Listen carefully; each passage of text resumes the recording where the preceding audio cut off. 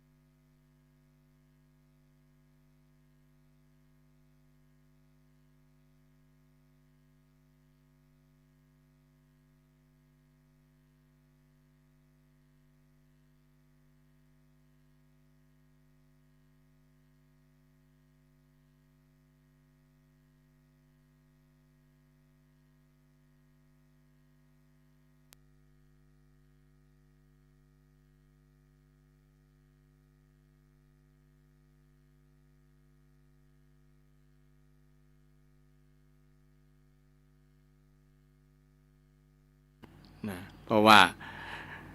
ธรรมะเป็นปัจจัยสำคัญในการดำเนินชีวิตแต่บางครั้งบางคนก็เจริญธรรมะ ทุกวันแต่บ่ฮู้บ่ได้ว่าอันนี้คือธรรมะธรรมะ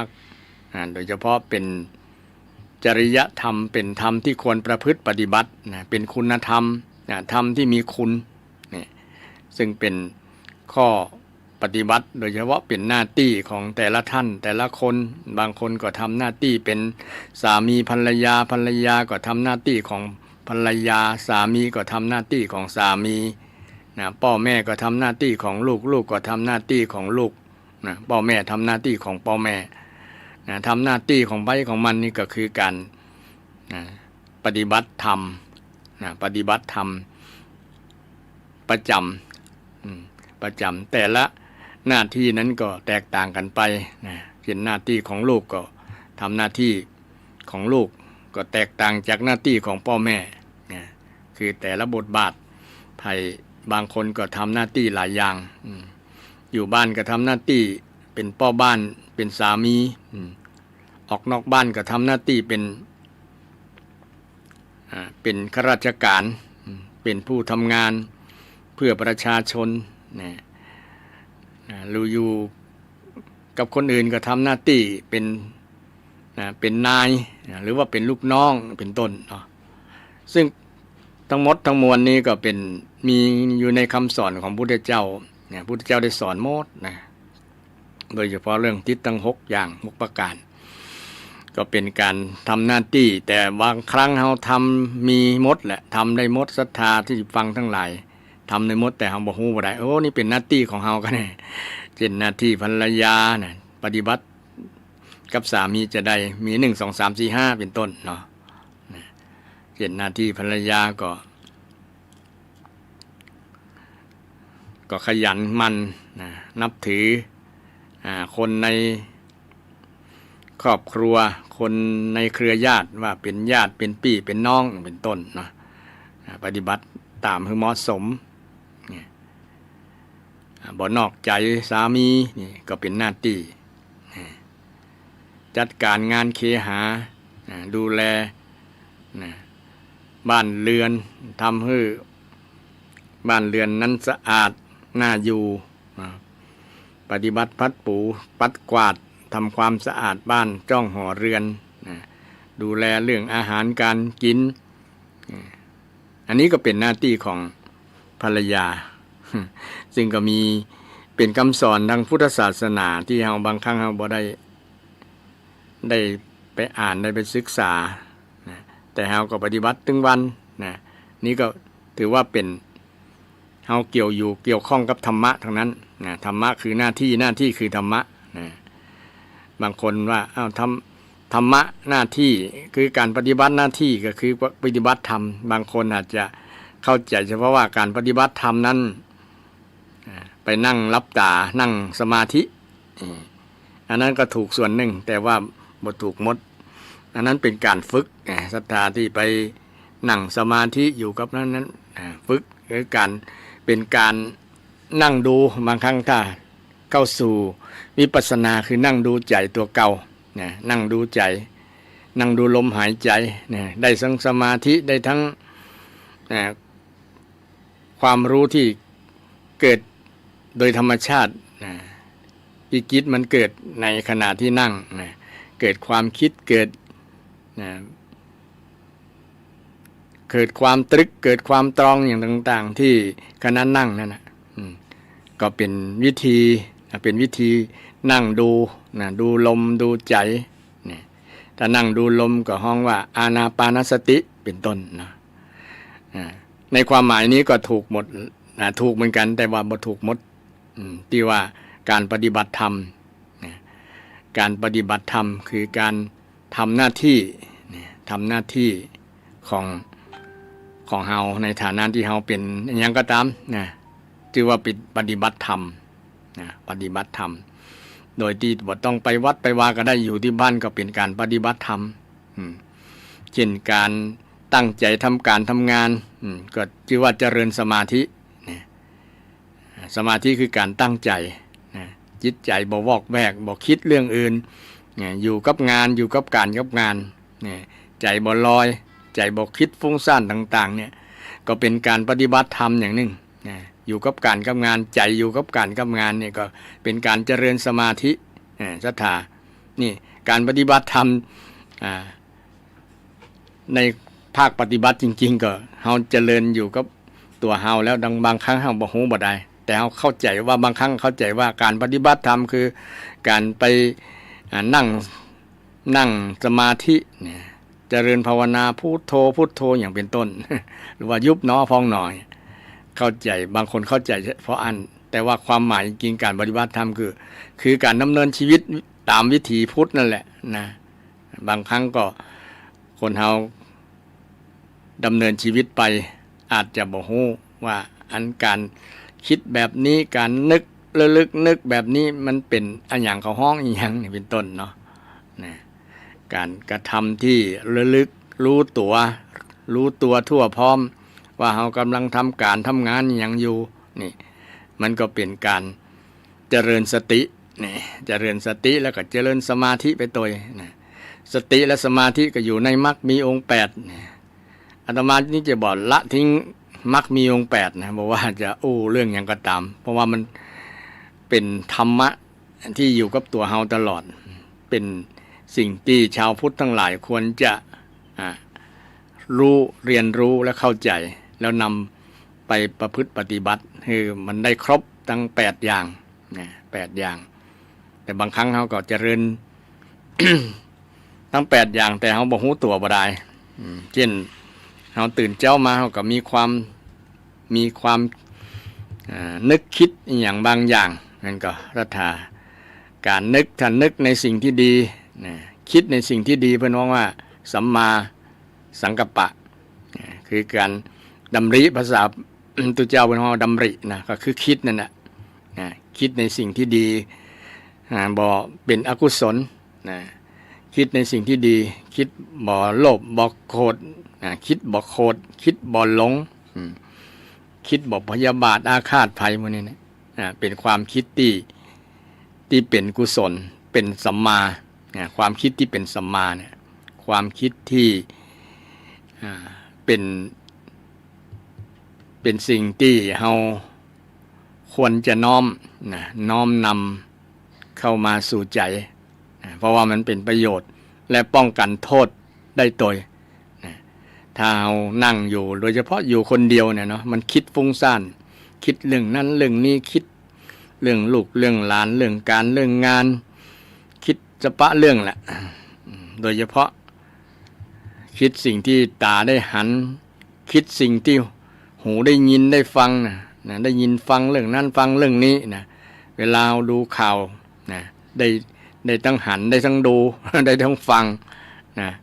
แล้วก็คิดไปตัวเช่นดูข่าวที่มันน่าสยดสยองน่าสะพรึงกลัวนี่ก็เกิดจิตสลดทดหูละนะคิดเกิดบางครั้งเกิดความคิดที่จังคนที่ไปทำร้ายทำอย่างกันเนาะไปฆ่ากันเนี่ยจังคนนั้นเหมือนดูละครที่จังตัวโกงมันคอยที่จะมาทำร้ายพระเอกนางเอกนี่เป็นต้นนะคนเราจะมีความรู้สึกแบบนั้นความรู้สึกความคิดนึกแบบเนี้ยนะมันก็เกิดขึ้นกับเราอยู่ตลอดเวลาแหละนะแต่เราจะ จะสังเกตได้ว่ามันเป็นกุศลและอกุศลนะพระองค์คิดแบบสิ่งที่เป็นกุศลเพราะว่ามันจะเป็นประโยชน์นะกับจิตใจเรานะมันบ่เป็นโทษมีแต่ประโยชน์ในการดำเนินชีวิตนะในการดำเนินชีวิตฉะนั้นการที่เรามีความคิดโดยเฉพาะที่ว่าอยู่คนเดียวนะอยู่คนเดียวระวังความคิดอยู่กับมิตรระวังวาจานะการที่เราอยู่กับคนอื่นตั้งแต่2 คนขึ้นไปก็ระมัดระวังเรื่องกรรมอูกรรมจากรรมอูกรรมจาจะไปกระทบกระทั่งกันมีวาทะกันจาก2 คนก็ไปเป็น3 คนไปเป็นพรรคเป็นพวกเป็นภาพรวมที่ใหญ่ทำให้เกิดปัญหาใหญ่ขึ้นมาได้สร้างปัญหากระทบ กับคนอื่นๆได้โดยมาจากการที่เฮาได้อู้ได้จาสิ่งที่เป็นอกุศลนะหรือสิ่งที่เป็นทุจริตนะเพิ่นว่าห้องว่าวจีทุจริตนะวจีก็คือกรรมอู้เนาะกรรมอู้ที่บ่ดีนะคำอู้ที่ชั่วร้ายทุแปลว่าชั่วยากนะทุจริตจริตคือการประพฤติการประพฤตินี่คือการกรรมอู้เนี่ยกรรมอู้นี้เป็นพฤติกรรมอย่างหนึ่งการกระทำอย่างหนึ่งการกระทำทางวาจาเป็นห้องว่าวจีทุจริตนะถ้าเป็นทุจริตนี่เป็นอกุศลนะพระพุทธองค์ได้สอนให้เราได้เจริญทำสิ่งที่เป็นกุศลนะแล้วก็คือระมัดระวังในการระมัดระวังนี่คือการเจริญสติเนาะสติเป็นธรรมะที่บ่คือประมาทคือมีการสำรวมระวังระลึกระวังระมัดระวังบ่คือกำอู้การกระทำกำอู้ความคิดเนี่ยที่จะไปในทางกุศลในทางอกุศลในทางอกุศลคืออยู่กับสิ่งที่เป็นกุศลกุศลที่คุณงามความดีสิ่งที่เป็นบุญสิ่งที่เป็นบุญพระพุทธองค์คืออยู่กับสิ่งนั้นคือประพฤติสิ่งนั้นเพราะว่าประพฤติแล้วมันจะเป็นประโยชน์บ่เป็นโทษบ่เป็นโทษกับชีวิตของเฮาพุทธิแล้วก็ได้อู้เรื่องเกี่ยวกับแบบอย่างพระพุทธเจ้าที่เจอปัญหาเจอมารอย่างต่างๆศรัทธาที่ฟังก็คงจะจำได้เนาะสำหรับศรัทธาที่เพิ่งฟังวันพุธนี้ก็คงจะบ่ได้ฟังพุทธิแล้ว คงบอกว่านำเรื่องอย่างมาอู้ก็ศรัทธาเพราะว่าชีวิตของคนเฮานี้ก็เกิดมาแล้วก็ย่อมมีปัญหาต่างๆแน่นอนปัญหาที่เกิดโดยที่สุดมากๆทีเดียวก็คือเกิดจากตัวเฮานี่แหละเกิดจากตัวเฮาบ่ต้องไปโทษคนอื่นความทุกข์ต่างหลายมันมาตัวเฮานี่แหละสร้างขึ้นคิดขึ้นปรุงขึ้น ปรุงขึ้นคิดขึ้นภาษาพาเป็นห้องปรุงเนาะบางครั้งเนี่ยมันความทุกข์ต่างหลายมันจากความคิดเนี่ยนึกคิดเนี่ยถ้าคิดเป็นอกุศลนี่เป็นทุกข์แน่นอนเป็นทุกข์มันสร้างจิตให้มันเป็นทุกข์เนาะมันบ่สบายใจมันทำให้เป็นมีโทษต่างๆเกิดมาจากความคิดที่บ่ดี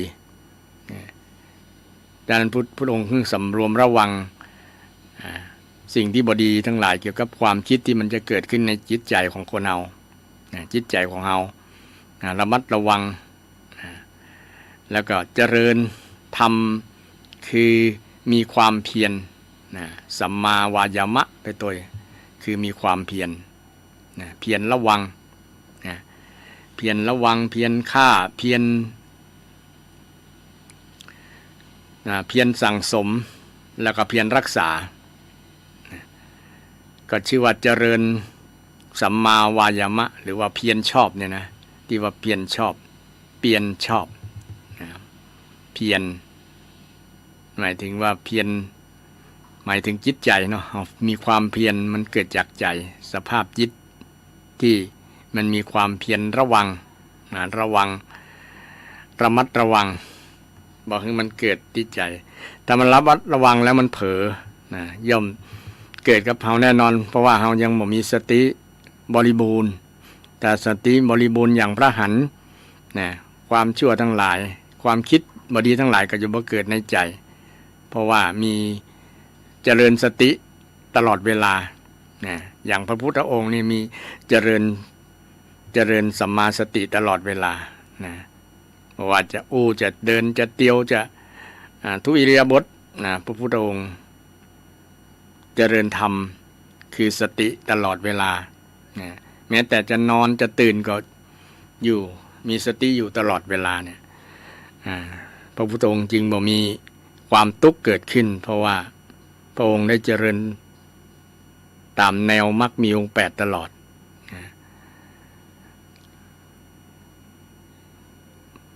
พระอริยบุคคลทั้งหลายเนี่ยก็จะมีธรรมะ คือมีสติเจริญสติเจริญสติโดยการเจริญตามอริยบทต่างๆที่บอกว่าจะยืนเดินนั่งนอนกินดื่มทำพูดคิดเนี่ยเจริญสติไปตัวเจริญสมาธิไปตัวเนี่ยมันก็จะเป็นคุณูปการเป็นประโยชน์กับบุคคลที่เจริญในฐานะเขาเป็นชาวพุทธเราก็ควรมาทำความเข้าใจแล้วก็น้อมนำเอาหลักธรรมคำสอนโดยเฉพาะเรื่องมรรคมีองค์8เนี่ยมาเจริญทุกวันเจริญทุกวันการเจริญมรรคมีองค์8บางคนว่ามันนักจำบ่ได้เตื้อนะมีอย่างพ่อง ก็ต้องอู้ทุกวันนะต้องอู้ทุกวันต้องจำทุกวันเหมือนกับสวดมนต์น่ะถึงจะจำแต่สิ่งที่ดีกว่าจำก็คือความเข้าใจนะความเข้าใจว่าเข้าใจว่าธรรมชาติธรรมะเนี่ยเข้าใจธรรมะธรรมชาติแบ่งออกหลายประเด็นหลายอย่างเนาะเช่นเป็นแบ่งออกเป็น2เป็นกู้นะเช่นกุศลกับอกุศลเนี่ยต่อด้วยกุศลธรรมและอกุศลธรรมเนี่ยคือธรรมที่เป็นกุศลและอกุศลเนี่ยอันนี้ก็เป็นกู้หนึ่งเนี่ยบุญกับบาปเนี่ยบาปกรรมกับบุญกรรมนี่แล้วก็ต้องทำความเข้าใจมันมีความหมายตรงกันข้ามกันนะบาปกับบุญนะเหมือนกุศลกับอกุศลเนี่ยอันนี้ก็เป็นการแยกอธิบายแต่ละคำบางครั้งเราก็บ่เข้าใจนะหรือว่าเข้าใจเป็นอย่างอื่นเป็นต้นเนาะต้องเข้าใจตามหลักที่พระพุทธเจ้าได้สอนไว้เพื่อที่จะนำไปใช้ได้จริงในชีวิตประจำวันของเราโดยเฉพาะการดำเนินชีวิตของเราเนี่ยต้องอาศัยธรรมะที่เป็นข้อปฏิบัตินำไปดำเนินชีวิตในการดำเนินชีวิตของเราเพราะว่ามันเป็นประโยชน์แก้ไขปัญหาแก้ปัญหาได้จริงธรรมะของพระเจ้าเนี่ยเป็นคำตอบสุดท้ายนะคำตอบที่กับคนที่มีคำถามนะกับคนที่มีคำถามบางคนมีปัญหามีความทุกข์มีอุปสรรคปัญหาต่างๆบางคนก็คิดบอกออกบอกบ่ได้บอกบ่ถูกว่ามันจะแก้ไขจะได้มืด8ด้านเนี่ยเนาะมืด8ด้านนะถ้ามีลักษณะนั้นเขาก็น้อมระลึกนึกถึงคำสอนของพระพุทธเจ้าเลยนะเพราะคำสอนของพระเจ้านี้แก้ปัญหาได้ทุกปัญหาบ่ต้องไปเรียนเรื่องอย่างที่ไหนละเนี่ยอยู่ในพุทธศาสนาหมดเลยศรัทธาคำสอนเนี่ยนะแก้ปัญหาทุกข์ของคนได้ทั่วโลกบ่ได้แบ่งแยกว่าถ้าบทนับถือพระพุทธเจ้าแล้วจะนำไปประพฤติปฏิบัติบ่ได้พระพุทธเจ้าบ่ได้หวงบ่ได้มีลิขสิทธิ์ว่าทำคำสอนของพระองค์เนี่ยมันเป็นสาธารณะของทุกคนของทุกคนที่จะใจได้มันเป็นธรรมชาติมีอยู่แล้วพระองค์บ่ได้ประดิษฐ์บ่ได้นั่นมาแต่ว่าพระองค์ไปค้นพบบ่ได้ค้นพบธรรมะค้นพบเป็นบุคคลที่ค้นพบธรรมโดยเฉพาะธรรมะอริยสัจธรรมเนี่ยพระองค์ได้หันเป็นคนแรกของโลกแล้วก็นำมาบอกกับเฮาท่านทั้งหลายว่าเมื่อเฮามีความทุกข์เมื่อเฮาอยู่ร่วมกันจะประพฤติปฏิบัติกันจะได้เนาะภัยที่มีปัญหามีความทุกข์เนี่ยจะพ้นจากปัญหาพ้นจากความทุกข์ได้จะใดพระองค์ก็ชี้บอกหมดเลยโดยที่บอกได้มีความรู้บอกหมดบอกหมดบ่ได้กักไว้บ่ได้เก็บไว้บางคนเก็บไว้ล่ะมีความรู้มีอย่างนะเช่นหมอ เช่นคนที่เก่งๆเนี่ยเป็น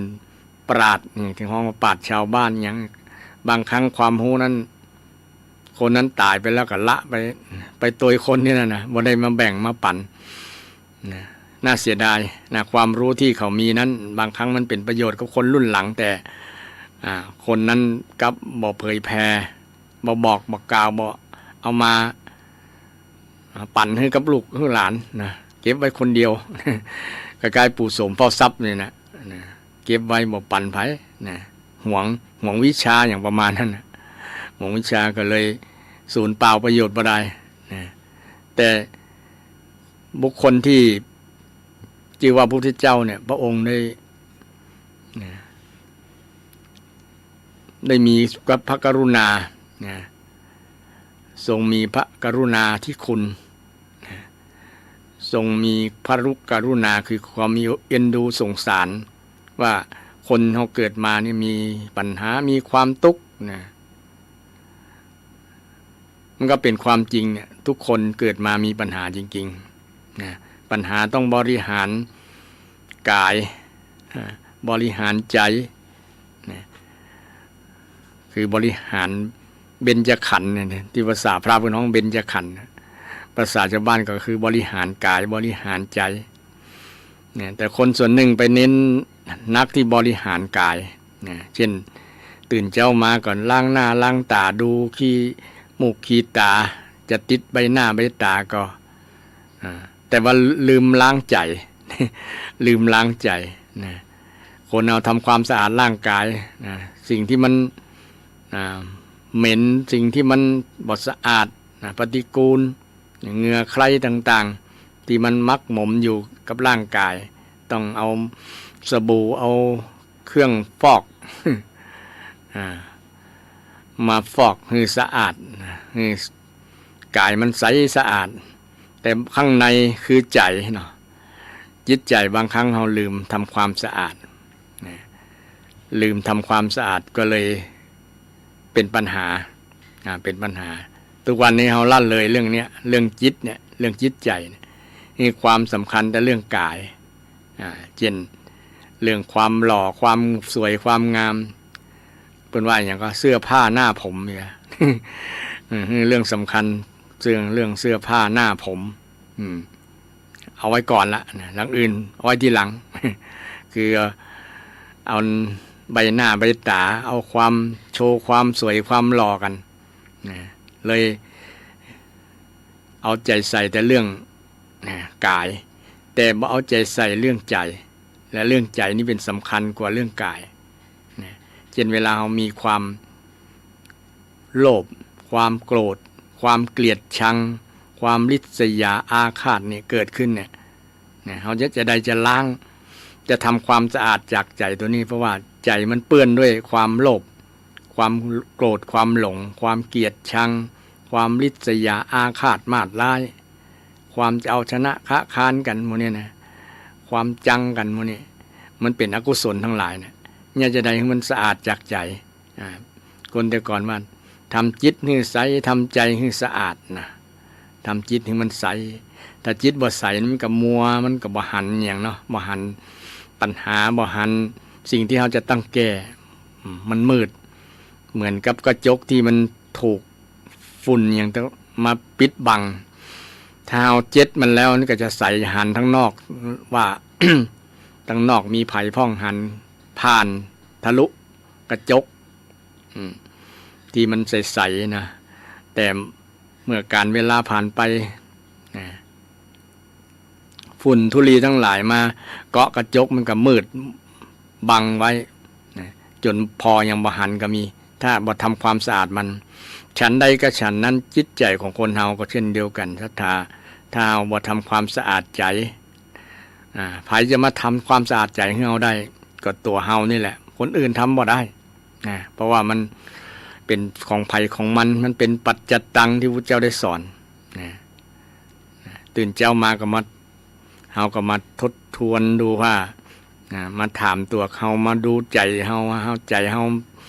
มันสดใสสะอาดมันเป็นผู้รู้ผู้ตื่นผู้เบิกบานอย่างที่ครูบาอาจารย์นักปราชญ์ทั้งหลายได้ คือความหมายคำว่าพุทโธนะคนที่เป็นพุทธะเนี่ยคือผู้รู้นะรู้อย่างรู้จักบาปรู้จักบุญรู้จักคุณรู้จักโทษว่าอันนี้ดีบ่ดีอันนี้เป็นโทษอันนี้เป็นประโยชน์เนี่ยนี่แหละเป็นผู้รู้เป็นผู้ตื่นจากการรับจากความเมามันจากความหลงเนี่ยนะตื่นจากความหลงตื่นตัวบ่หลงมัวเมามันทั้งหลายทำให้จิตใจเราจะสงบสะอาดสว่างผู้รู้ผู้ตื่นผู้เบิกบานก็คือผู้ที่บ่มีจิตใจเศร้าหมองจิตใจมันเบิกบานแช่มชื่นภาษากำเมืองคือว่าจิตใจมันม่วนเนาะม่วนไปทางใดก็หันทางใดก็ม่วนม่วนโมดจิตใจมันม่วนเบิกบานเนี่ยผู้รู้ผู้ตื่นผู้เบิกบานเดี๋ยวนี้บ่เบิกบานสักกรรมหน้านิ้วคิ้วขมวดหน้าบุดหน้างอใส่กัน มันบ่งบอกถึงว่าจิตเฮาบ่เบิกบานบ่เบิกบานบ่ยิ้มมือกันเนาะบ่มีเมตตา ขาดธรรมะขาดธรรมะคนเฮานี่จะดูได้นะคนที่เป็นคนมีบุญเป็นคนดีเนี่ยเปิ้นสังเกตได้จะได้ศรัทธาสังเกตได้ท่านผู้ฟังสังเกตคนที่มีสี่ชอสี่ชอแรกคือคนที่มีคนที่ชอบคนที่ชอบหมายถึงคนที่รักคือหมายถึงมีคนที่มีเมตตาภาษาพระพุทธมีเมตตาคนที่ฮักปอกันคนที่ฮักชอบกันคนมีความศรัทธาต่อกันเคารพต่อกันนี่เป็นคนที่ดีคนที่ดีมีเมตตานั่นเองภาษาพระพุทธเมตตาเนาะชอบตรงกันข้ามกับคนที่ชังจังภาษากำเมืองจังเนาะจังกันบ่ชอบขี้หน้ากันเนี่ยลักษณะนี้จิตใจบ่ดีละศรัทธาจิตใจคนนั้นบ่ดีละถ้ามีจิตใจจังนะเข้าใจเลยว่าจิตใจที่กำลังคิดแบบเนี้ยเป็นจิตใจที่เป็นอกุศลมันย่อมมีทุกคนนะศรัทธาบอกว่าไผ่บางครั้งมันเกิดโดยที่เราบ่รู้ตัวไงเกิดขึ้นแล้วบ่รู้ตึกซึกตัวบ่ตื่นนะบ่รู้ตัวบ่ตื่นโอ้อันนี้กำลังเป็นความคิดที่เป็นอกุศลแล้วเนี่ยมีความคิดที่จังนะชังแต่บ่เป็นความคิดที่ชอบคนเอาที่ชอบพอกันมีความที่ปรารถนาดีต่อกันปรารถนาดีต่อกันเนี่ยมันจะเป็นการสร้างบรรยากาศให้คนที่อยู่รอบข้างโดยเฉพาะคนในครอบครัวสมาชิกในครอบครัวพ่อแม่ลูกแล้วก็ถ้าครอบครัวใหญ่ก็มีมีหลายๆคนอยู่ด้วยกันมันก็จะเป็นบรรยากาศที่มีความสุขแต่ครอบครัวใดขาดชอที่หนึ่งเนี่ยครอบครัวนั้นก็เริ่มมีปัญหาแล้วบ่ชอบกันเนี่ยนะจังกันจับพิษกันก็จะว่าฮือกันก็จะว่าฮือกันเนี่ยแสดงว่าความคิดจิตคนนั้นเนี่ยเริ่มขาดความสุขละบ่มีความสุขจิตเฮาบ่ดีละจิตเฮาบ่ดีละจิตดีต้องมีความชอบคือมีเมตตานั่นเองภาษาพระเรื่องเมตตานี่ก็เป็นประจำนะว่าเมตตานี่มีคุณประโยชน์มีอานิสงส์ต้อง11อย่างได้เล่าเป็นประจำคือศรัทธาท่านผู้ฟังนอนก็เป็นสุขรับก็เป็นสุขตื่นก็เป็นสุขบ่ฝันร้ายนะช่วงรับศรัทธาลองไปตรวจท่านผู้ฟังลองไปตรวจดูว่าเฮารับเป็นสุขก่อนอนม่วนก่อเนาะตื่นมากับม่วนก่อบางคนตื่นมางัวเงียนะมันต้นเหมือนรับบ่อิ่มอย่างประมาณนั้นนะลองไปเจริญเมตตาดูเมตตานี้ต้องเจริญด้วยจิต แต่บ่ใช่เจริญด้วยกำอูกำปากบางคนว่ากำปากได้คล่องหมดนะอย่างบทแผ่เมตตาเนาะอิตังตานากรรมังนิพพานะปัจจโยโหนตุโนนิจจังอิตังศีลกรรมังนิพพานะปัจจโยโหนตุโนนิจจังนะปากมันว่าแต่ว่าใจมันยังคิดโอ้จังหน้าคนนั้นพอไปหันนะลืมบทพอดีนะแสดงว่าจิตเฮาบ่มีเมตตาจริงๆเหมือนกับเฮาที่เปล่งกำโอไปนะสวดไปสัพเพญาตกาสัพเพญาตกาคือคนที่เป็นญาติเนี่ยนะจงพ้นจากทุกข์นะทุกขาปะมุนจันตุนะปะมุตจันตุนะภาษาบาลีจริงๆคือปะมุตจตุแปลว่าพ้นนะจงพ้นเนอะนี่นะปะมุตจตุเนี่ยนะจงพ้นจากทุกขาจากทุกข์นะพ้นจากทุกข์เนอะนี่นะทุกขาบางคนว่าประมุนแปลว่าปล่อย มุนจะเนี่ยนะแต่เดี๋ยวนี้มันติดปากแบบประมุนอันนี้อาตมาได้เรียนบาลีมาก็ได้ประรับความรู้ศรัทธาท่านผู้ฟังแต่มันฝืนยากแล้วมันเคยแล้วเนาะแต่ว่าลักวินัยลักไวยากรณ์จริงๆเนี่ยมันจะผิดไวยากรณ์บางอย่างเช่นอีตังเป็นอีมังแต่ก่อนเป็นอีมังเนาะเดี๋ยวนี้เป็นอีตังคืออีทังเนี่ยทอทหารภาษาไทยเนาะนะเป็นได้บ่เอาอีมังเพราะอีมังเป็นคนละ คนละลิงแล้วก็คนละวิพัฒน์นี่ถ้าเรื่องวิพัฒน์เรื่องลิงก็มันเกี่ยวกับลิงกับแมวกับหมาจะได้ มันเป็นลักภาษาเนาะลักภาษาต้องกันก็คนที่มีภูมิไวยากรณ์ถึงจะเข้าใจนะแต่กับนี่ต้องใช้เวลาถึงจะเข้าใจนี่เรื่องกรรมที่เฮาแผ่เมตตาเฮาคุ้นเคยทุกวันนะศรัทธาใดที่จะได้ฟังแล้วแย้งก็หรือว่าสงสัยจะได้ก็ถามได้นะเป็นกรรมแผ่เมตตาติกี้เรื่องเมตตาว่ามีอานิสงส์และจะมีอานิสงส์จริงๆต้องเจริญด้วยใจแท้ๆนะต้องเจริญด้วยใจเฮาแต่ใจเฮาต้องมีเมตตาจริงๆอย่างครูบาอาจารย์รูปลายท่านลายตนองค์ท่านเปิ้นฮ้องว่าตนเมตตาเนาะตนเมตตาหลายๆรูปหลายๆท่านส่วนนักแหละตนที่เป็นครูบานั่นครูบานี่เปิ้นมีเมตตาละศรัทธาเมตตาสูงไผที่จะเป็นครูบาเนี่ยต้องมีเมตตาเป็นพื้นฐานเมตตาจะแสดงออกได้ด้วยความปรารถนาดีความรักไม่ใช่ความรักแบบหนุ่มสาวนะความปรารถนาดีท่านจะมีแสดงออกด้วยการฮือคนที่ไม่เมตตานะเปิ้นฮือนั่นฮือนี่ฮือโอกาสฮือความปรารถนาดีฮือความรู้ฮือกำแนะนำอย่างอาจารย์หลายๆท่านอาจารย์หลายๆรูปหลายๆองค์อย่างนี่ก็ขออนุญาตกล่าวชมอาจารย์พระครูประภัสชัยคุณท่านก็เป็นตนเมตตาเวลาคบกับท่านก็มีแต่เมตตามีแต่ฮือแม้แต่ไปฉันเข้าก็เปิ้นยังตักเข้าฮือศรัทธาเนี่ยเป็นการแสดงออกถึงความมีเมตตาคนมีเมตตาเนี่ยเป็นคนที่ฮือทุกหลายๆอย่างฮือหลายๆอย่างทุกสิ่งทุกอย่างก็ว่าได้คนที่มีเมตตาอย่างพ่อแม่เนี่ยเป็นคนที่มีเมตตาฮือกับลูกทุกอย่างฮือตั้งเลือดตั้งเนื้อฮือตั้งน้ำนมฮือตั้งหลายๆอย่างกับลูกฮือเงินฮือทองฮือการศึกษาฮืออนาคตฮือลมหายใจเนี่ยคนที่มีเมตตาเป็นคนที่ฮือเมื่อฮือแล้วมันมีอานิสงส์อย่างที่ว่านะพ่อแม่ได้ฮือลูกแล้วกับหันลูกเจริญหันลูกเติบโตมาเป็นคน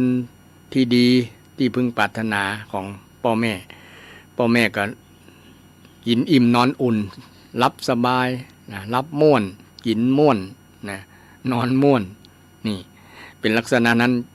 คนที่มีเมตตาเจริญเมตตาและจะม่วน เป็นสัญลักษณ์ของคนที่มีเมตตาก็คือผู้ที่เป็นพ่อเป็นแม่เป็นอันดับแรกเนาะธรรมของผู้ใหญ่นะวิหารธรรมเนี่ยนะธรรมของผู้ที่เป็นผู้ใหญ่ภัยที่เป็นผู้ใหญ่เป็นผู้รักผู้ใหญ่นะเป็นรักที่จะคนเคารพนับถือเนี่ยก็มีคุณธรรมธรรมะคือมีเมตตาเตียตมาได้ว่าเป็นบุคคลที่มีชอแรกก็คือชอชอบชอบมีเมตตาเมตตาธรรมค้ำจุนโลกค้ำจุนครอบครัวเริ่มตั้งแต่สังคมหน่วยเล็กเลยครอบครัวนะบ้านใดครัวเรือนบ้านใดมีสมาชิกคนในครอบครัวนั้นต่างมีเมตตาต่อกันปรารถนาดีต่อกันมีภรรยามีเมตตามีความปรารถนาดีต่อกันครอบครัวนั้นก็นอนม่วนรับม่วนกินม่วนมีแต่ความสุขลูกหลานก็อยู่ม่วนรับม่วนนอนม่วนเช่นเดียวกันนี่เป็นอานิสงส์เมตตานะศรัทธาท่านผู้ฟังแต่บางคนบ่ฮู้อะไรบางคนก็ทำอยู่เป็นปกติแหละแต่บ่ฮู้ว่าอันนี้คือเมตตากันนี่เมตตาแสดงออกด้วยการฮื้อเนี่ยศรัทธาแสดงออกด้วยการฮื้อจะฮื้อหยังก็ตามฮื้อสิ่งของฮื้อความรู้ฮื้อการแนะนำฮื้อโอกาสฮื้ออนาคตฮื้อธรรมะอย่างตุเจ้านี่ก็ฮื้อธรรมะเป็นการฮื้อที่ได้บุญได้กุศลแรงฮื้อธรรมะธรรมะคือความรู้ฮื้อความรู้เป็นวิทยาทานการฮื้อความรู้ฮื้อความแนะนำเหมือนกับเปิดสิ่งที่ถูกปิดให้เปิดว่าในสิ่งนั้นนะมีอย่างคืออย่างถูกเปิดขึ้นเหมือนกับประทีปส่องทางที่มันมืดคือหันต่างที่จะเตียวจะเดินไปนี่เป็นนั้นอันนี้ส่งการฮื้อเนาะเป็นประโยชน์คนจะฮื้อกับมีพื้นฐานมาจากเมตตาเมตตาคือฮักคนเอาถ้าฮักกันนี่ก็ฮื้อกันได้หมดนะแม้แต่ฮื้อชีวิตก็ยังได้เลยสละชีวิตฮื้อได้เพราะว่าฮักฮักเช่นฮักชาติเนาะพลีชีพเพื่อชาติเนี่ยเช่นทหารเพิ่นไปทำหน้าที่เป็นผู้รักษาพรมแดนชายแดนรักษาด้วยความรักชาติเนี่ยพลีชีพเพื่อชาติได้นะคือยอมตายสละชีวิตได้เนี่ยมาจากพื้นฐานเมตตานั่นเองรักนะมีความฮักแต่ไม่ใช่ฮักเหมือนหนุ่มสาวนะเมตตาเนี่ยเป็นความฮักที่จะฮื้อฮักแบบสละถึงแม้เป็นความฮักที่บ่ได้อยู่ด้วยกันก็ยังมีความสุขเช่นคู่รักบางคนเนี่ยบ่ได้แต่งงานกันบ่ได้อยู่ร่วมกันแต่ว่าฮักด้วยความดีงามซึ่งกันและกันเนี่ยหันคนที่ตัวเก่าฮักแล้วไปได้ดีมีคู่ครองที่ดีฐานะดีมีความอยู่สบายดีก็มีความสุขกับเขามีความสุขกับเขาแต่เดี๋ยวนี้สังคมส่วนหนึ่งวันนั้นดูข่าวสามีเก่าไปฆ่าสามีใหม่ไปหึงหวง ไปหึงหวงนี่มันไม่ใช่ความรักนะมันเป็นความหวงนะความรักจริงๆคือความเสียสละเมื่อเราอยากจะได้ความสุขก็เมื่อหันเขามีความสุขเขาก็จะน่าจะสุขตัวเนาะโอ้ยินดีครับคู่แฟนเก่านะที่เป็นได้คู่ครองที่ดีแล้วเขาก็ยินดีตัวเขาก็ยินดีกับเขาตัวนี้ไปแสดงความเป็นเจ้าของจะเอาคืน มันก็เลยมีปัญหาทำให้เกิดคดีฆาตกรรมฆ่ากันเพราะรักแบบอยากจะเอารักแบบจะเอามาเป็นเจ้าของส่วนรักก็เจนเป็นอันความรักของคนหนุ่มสาวฮักแบบอยากจะได้แต่ความฮักของพระพุทธเจ้าความฮักเมตตาเนี่ยเป็นเมตตาคำสอนทางพุทธศาสนาความรักแบบจะฮื้อนะแบบจะให้ถ้าได้ให้แล้วมีความสุขเนี่ยมันตรงกันข้ามกับความรักของชาวบ้าน ให้แล้วมีความสุขเช่นเห็นคนเดินทางผ่านบ้านหิวก็หายน้ำนำน้ำไปให้ดื่มสักแก้วเนี่ยหันคนที่กำลังกระหายดื่มอ๊กอยู่เนี่ยมีคนที่ฮื้อแล้วมีความม่วนใจโอ้เราได้แบ่งเบาความทุกข์เขาที่เขากระหายน้ำมันเป็นความทุกข์ชนิดหนึ่งเนี่ยมีความสุขเกิดจากการได้ฮื้อน้ำแก้วนั้นเนี่ยคนที่มีเมตตาฮักกับคนที่บางครั้งบอกเคยฮู้ว่าคนนั้นเป็นไผมาจากใดนะแต่ให้ด้วยเมตตาให้ด้วยเมตตาอันนี้เป็นเรื่องธรรมะนะเรื่องธรรมะเรื่องคุณธรรมที่เราสามารถนำมาใช้กับชีวิตประจำวันของเราโดยเฉพาะชาวล้านนาเนี่ยคุ้นเคยกับคำที่บ้านนะคำแผ่เมตตาอิตังตานะกัมมังเนี่ยนะสัพเพอญาตกาเนี่ยคนที่บ่ใช่ญาติคนที่บ่ใช่ญาติคนที่ใช่ญาติก็ธรรมดาอยู่แล้วมันก็นี่เป็นญาตินะครับมันง่ายต่อการที่จะฮื้อกันเนาะแผ่เมตตาปรารถนาดีต่อกันแต่คนที่บ่ใช่ญาติเนี่ยบางครั้งก็ปฏิบัติลำบากนะเพราะว่ายังมีความรู้สึกว่าอันนั้นบ่ใช่ญาติเราไปกับบ่ฮู้นะบ่ฮื้อละอย่างประมาณนั้น แต่คนที่มีเมตตานี่แผ่ด้วยความไม่มีปริมาณไม่มีขอบเขตนะไม่มีอย่างมาขวางกั้นบ่มีเงื่อนไขนะว่าคนนั้นจะเป็นภัยก็ตามถ้าจะเราจะฮื้อแล้วเมตตาจะเกิดแล้วเนี่ยบ่มีขอบเขตเมตตามันเป็นธรรมะที่ ทุกคนเจริญให้กับทุกสรรพสิ่งทุกชีวิตที่เกิดขึ้นมาในโลกนะเกิดขึ้นมาในโลกนี้เรื่องเมตตานะเมตตามีผลมากนะนอนหลับนอนเป็นสุขหลับเป็นสุขตื่นเป็นสุขนะคนก็รักมนุษย์ก็รักอมนุษย์ก็รักนะอมนุษย์นะสิ่งที่บ่ใช่คนบ่ใช่มนุษย์นะก็ยังฮักนะหมูหมากาไก่ก็ฮักเนี่ยเป็นลักษณะนั้นคนที่มีเมตตาคนที่มีเมตตาสูงแม้แต่สัตว์เลี้ยงที่เอาเลี้ยงมาหมาแมวหรือสัตว์ต่างๆที่จะนำมาเลี้ยงมันจะเชื่องด้วยเมตตามันจะบอกคบคนเจ้าของสัตว์นี่มันเป็นสัตว์โดยเฉพาะหมาเนาะสุนัขเนี่ย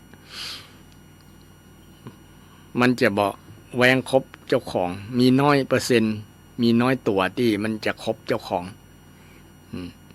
ที่เจ้าของนำมาเลี้ยงตั้งแต่น้อยนะมันก็ฮู้คุณเข้าฮู้คุณเจ้าของมันที่เคยเลี้ยงดูมันนะมันก็เกิดจากอันนี้ก็เกิดจากเมตตาของคนที่มีต่อสัตว์ต่อสัตว์เลี้ยงอันนี้เป็นเรื่องพิสูจน์ได้ศรัทธาอยู่บ้านนะดูสัตว์เลี้ยงนะเคยมีเรื่องเล่าว่าถ้าจะวัดจิตวัดว่าเขามีเมตตากับบ่มีเมตตานะไปทดลองกับหมาแมวอยู่บ้านตัวเก่านะถ้ามันมีพฤติกรรมกับเฮาเช่นเฮาพอหน้ามันกับพอหน้าเฮามันบอกกระดิกหางแสดงว่าปอๆกัน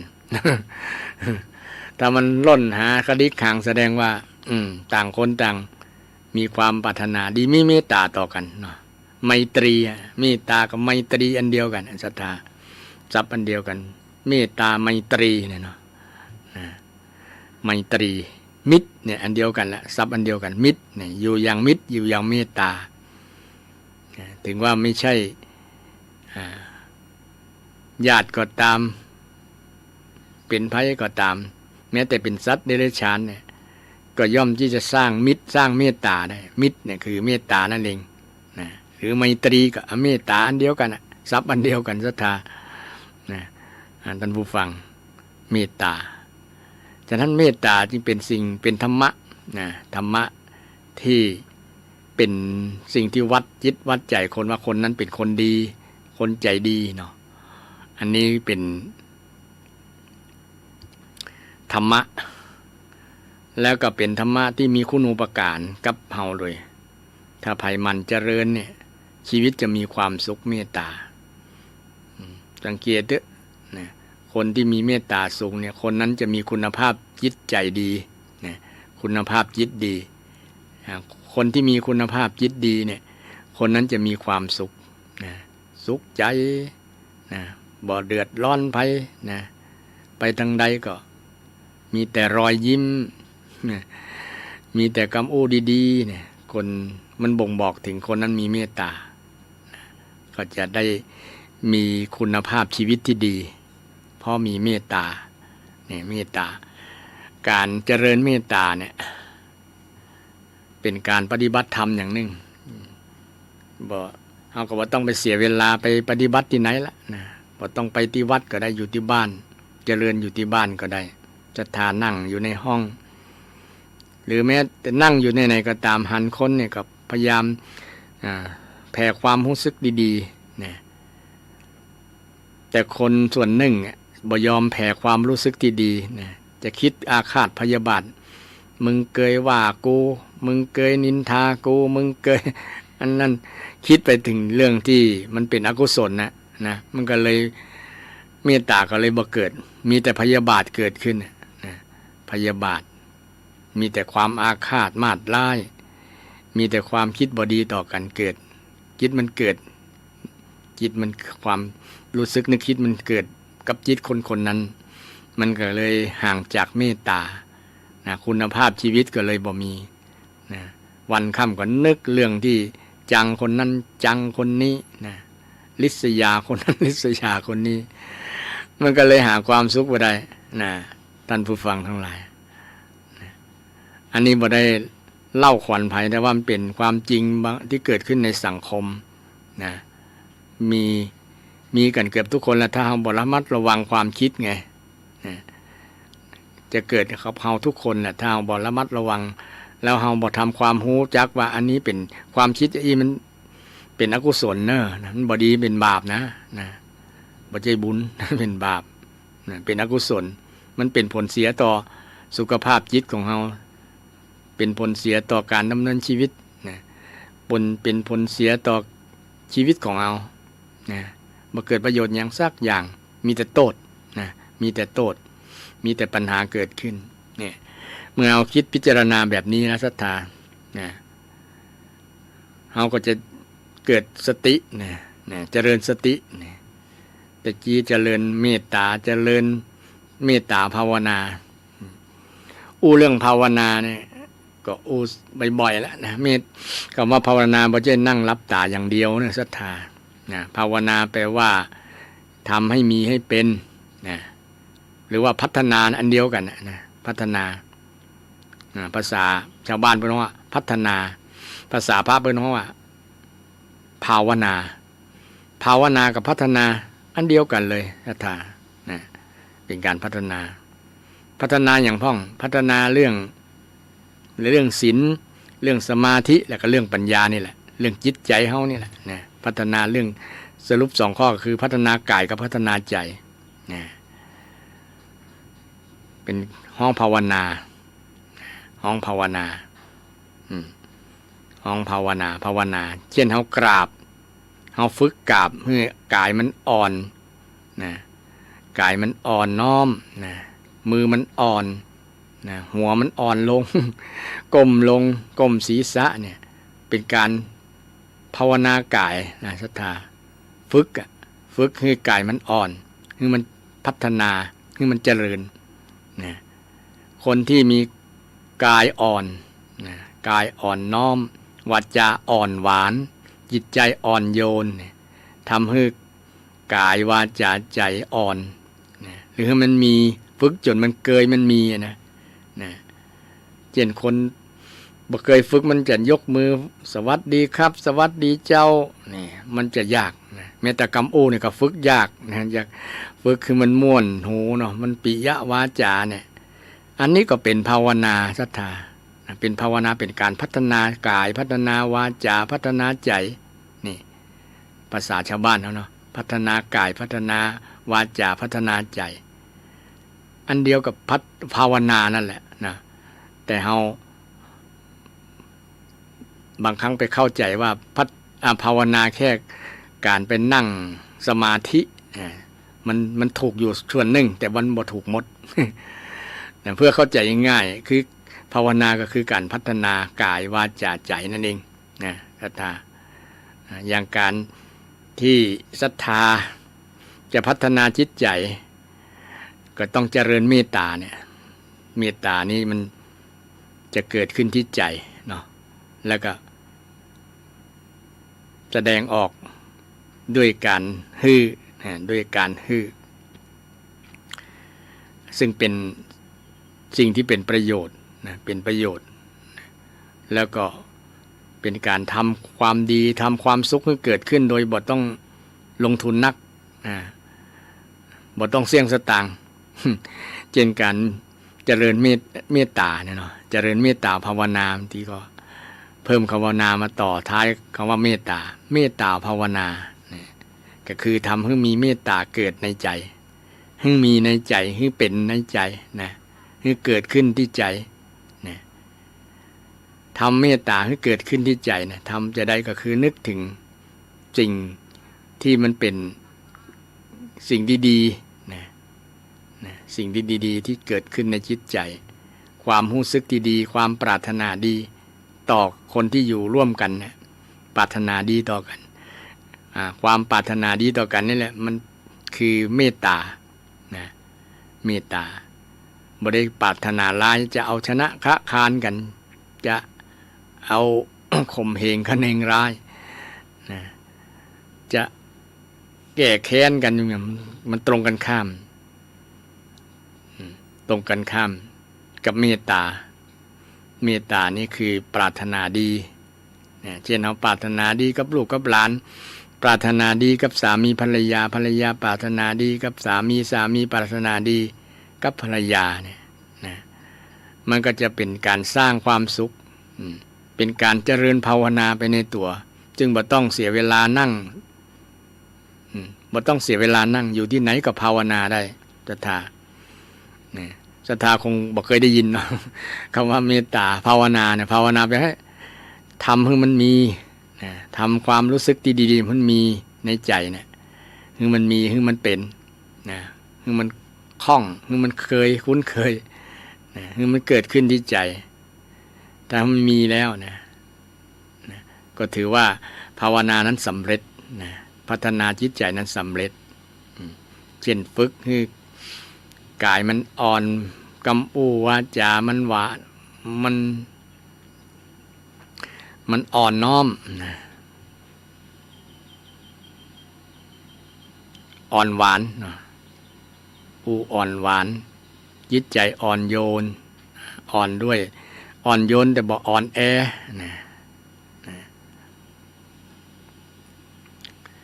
เป็นการฝึกเป็นการพัฒนาคนที่ถูกพัฒนาแล้วจะเป็นคนที่มีความสุขพัฒนาด้วยการด้วยความปรารถนาดีนี่แหละด้วยการเจริญเมตตานี่แหละเมตตาอยู่ที่ไหนทำงานอยู่กับภาวนาได้นี่ญาติโยมอย่างญาติโยมกำลังฟังศรัทธากำลังฟังเทศน์อยู่ก็เป็นการพัฒนาอย่างหนึ่งนะเป็นการภาวนาอย่างหนึ่งคือเป็นบุญเป็นการสั่งสมบุญสร้างบุญให้เกิดด้วยการฟังธรรม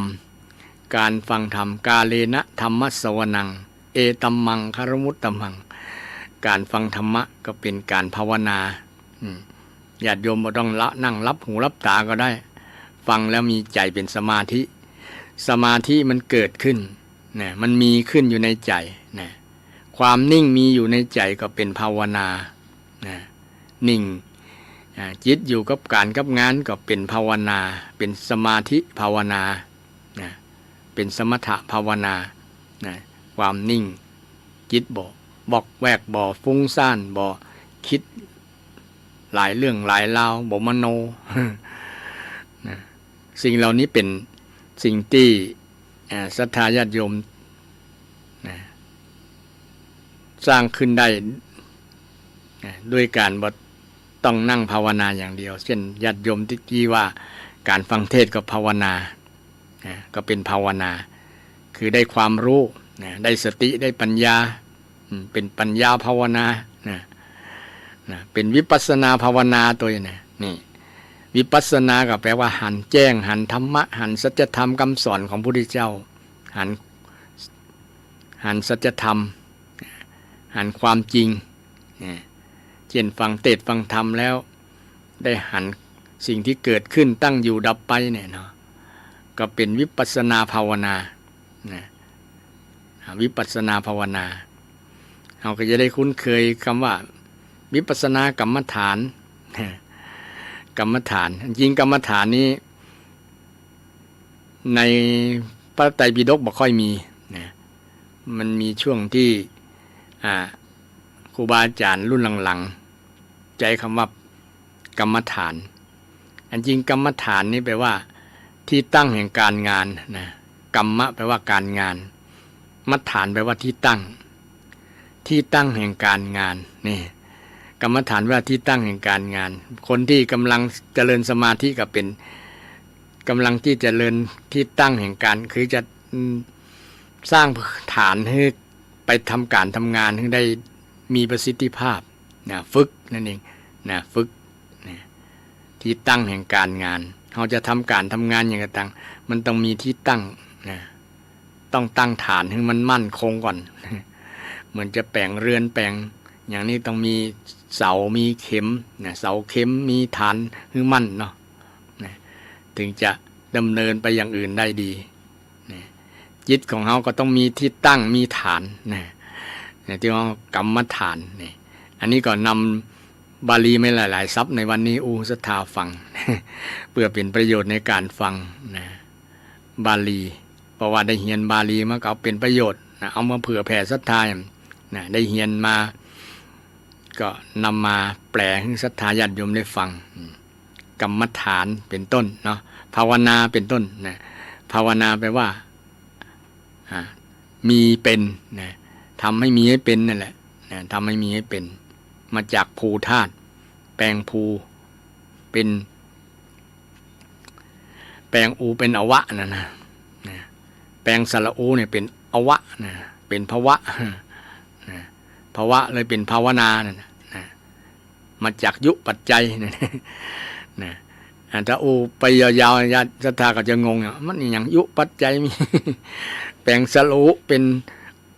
อ่างกับวอแหวนก็จะงงไปเนาะสรุปว่าเปิ้นแปลว่ามีว่าเป็นมาจากรากศัพท์ภูธาตุว่ามีว่าเป็นนี่ถ้ามันได้ลักบาลีเอาลักความรู้เนี่ยมาแปลคำว่าภาวนาให้ศรัทธาฟังจะได้เข้าใจถูกต้องเป็นสัมมาทิฏฐิสัมมาทิฏฐิการภาวนาไม่ใช่แค่นั่งสมาธิอย่างเดียวถ้าแปลแค่ให้ความหมายแค่นั่งสมาธินั่งหลับตาสูดลมหายใจพุทโธพุทโธนี้ก็จะเข้าใจมีความรู้เพียงเล็กน้อยถ้าจะเอาความรู้ครอบคลุมหมดก็คือภาวนาก็คือการพัฒนานั่นเองพัฒนากายพัฒนากรรมวาจาเนี่ยนะพัฒนาใจทีนี้เน้นพัฒนาจิตใจเนี่ยเป็นใช้คำว่าภาวนาเนี่ยเนาะสมถะภาวนาวิปัสสนาภาวนาสมถะภาวนาสมถะแปลว่ากุศโลบายในการทำให้จิตใจมันสงบสมถะเนี่ยนะทำให้จิตสงบเนี่ยจะได้ให้จิตมันอยู่กับสิ่งที่เราทำที่เราที่เราคิดเนี่ยให้จิตมันอยู่กับสิ่งนั้นแหละเช่นศรัทธากำลังฟังเนี่ยจิตต่อส่งจิตมาอยู่ที่เสียงตมากำลังทำให้ฟังจิตก็อยู่ที่เสียงตัวเจ้าตนนี้เรื่องภาวนาอย่างเป็นต้นเนาะจิตก็อยู่นี่จิตบ่ได้ไปอยู่ที่อื่น แต่ถ้าคน ฟังแล้วก็จิตบ่อยู่กับเสียงนะไปอยู่กับแสงอยู่กับรูปนะรูปที่ตัวเก่าได้หันเก่นกำลังฟังอยู่ไปหันรถผ่านไปก็จิตก็ไปอยู่กับรถกันนั่นแหละนะเลยฟังบ่หูเรื่องเพราะว่าจิตมันบ่อยู่กับสิ่งที่เอากำหนดนะแต่มันก็เป็นธรรมชาติละมันบังคับบ่ได้ไงศรัทธานะ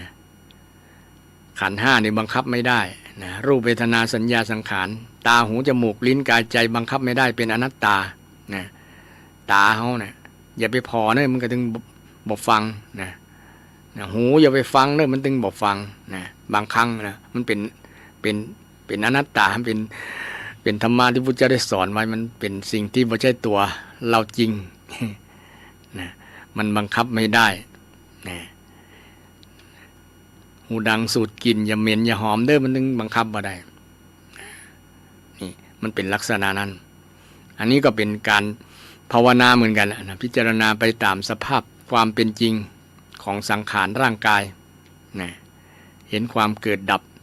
นะเกิดขึ้นตั้งอยู่ดับไปนะก็เป็นการภาวนาเหมือนกันนะภาวนาแต่ระดับ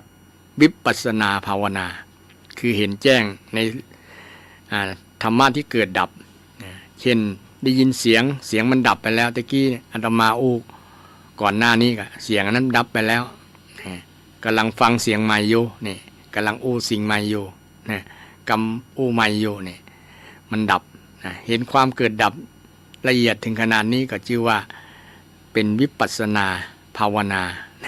เป็นการพัฒนาหือหันแจ้งเนี่ยวิแปลว่า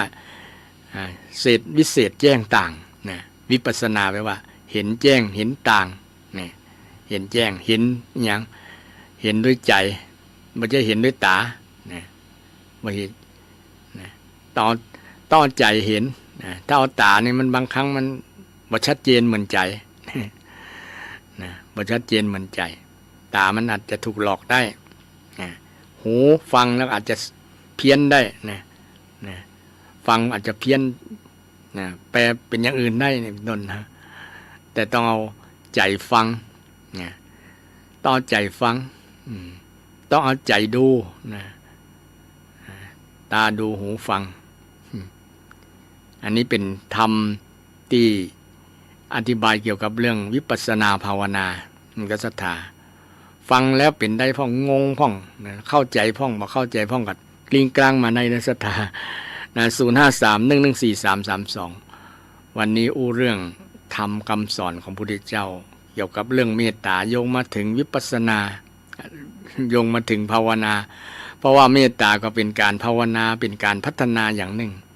ใครที่ชื่อว่ามีชีวิตที่พัฒนาแล้วต้องพัฒนาเรื่องเมตตาเดี๋ยวนี้คนขาดเมตตานักเหมือนกันเช่นแม้แต่นักการเมืองเนี่ยยังอิจฉากันศรัทธา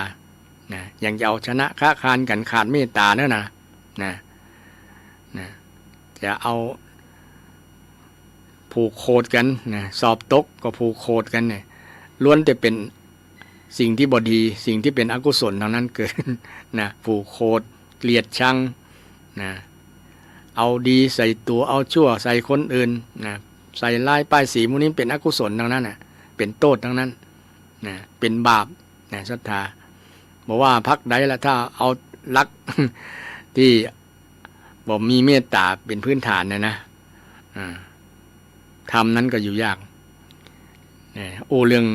การเมืองแล้วการเมืองก็ต้องมีธรรมาภิบาลไอ้ธรรมาภิบาลธรรมะกับอภิบาลก็คือใช้หลักธรรมเป็นที่ตั้งหรือว่าธรรมาเป็นธรรมาธิปไตยนั่นแหละเดี๋ยวนี้มัน คนเอาทั่วโลกเนาะใจระบบประชาธิปไตยบางครั้งประชาธิปไตยคนส่วนมากก็คิดเห็นในสิ่งที่บ่ถูกบ่ต้องก็มี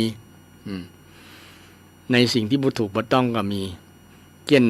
หลวงพ่อ หลวงปู่หลวงพ่อชาหลวงพ่อชาได้กล่าวอุปมาอุปไมยกับสอนเรื่องธรรมะ ธรรมะเรื่องประชาธิปไตยลูกศิษย์ฟังที่ถามเรื่องการเมือง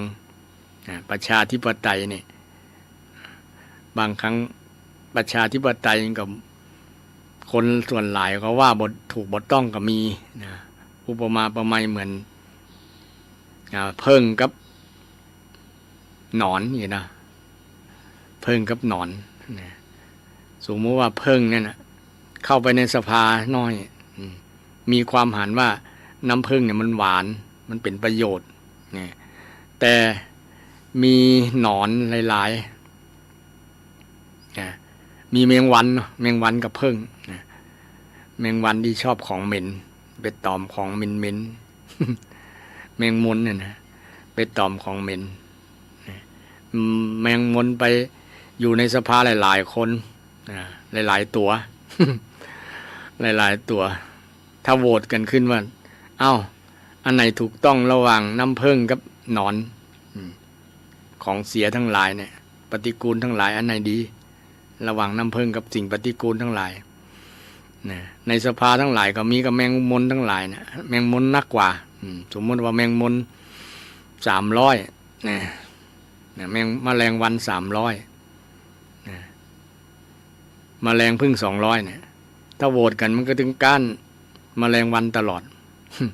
แต่ถามว่าอันไหนมันถูกต้องน้ำหวาน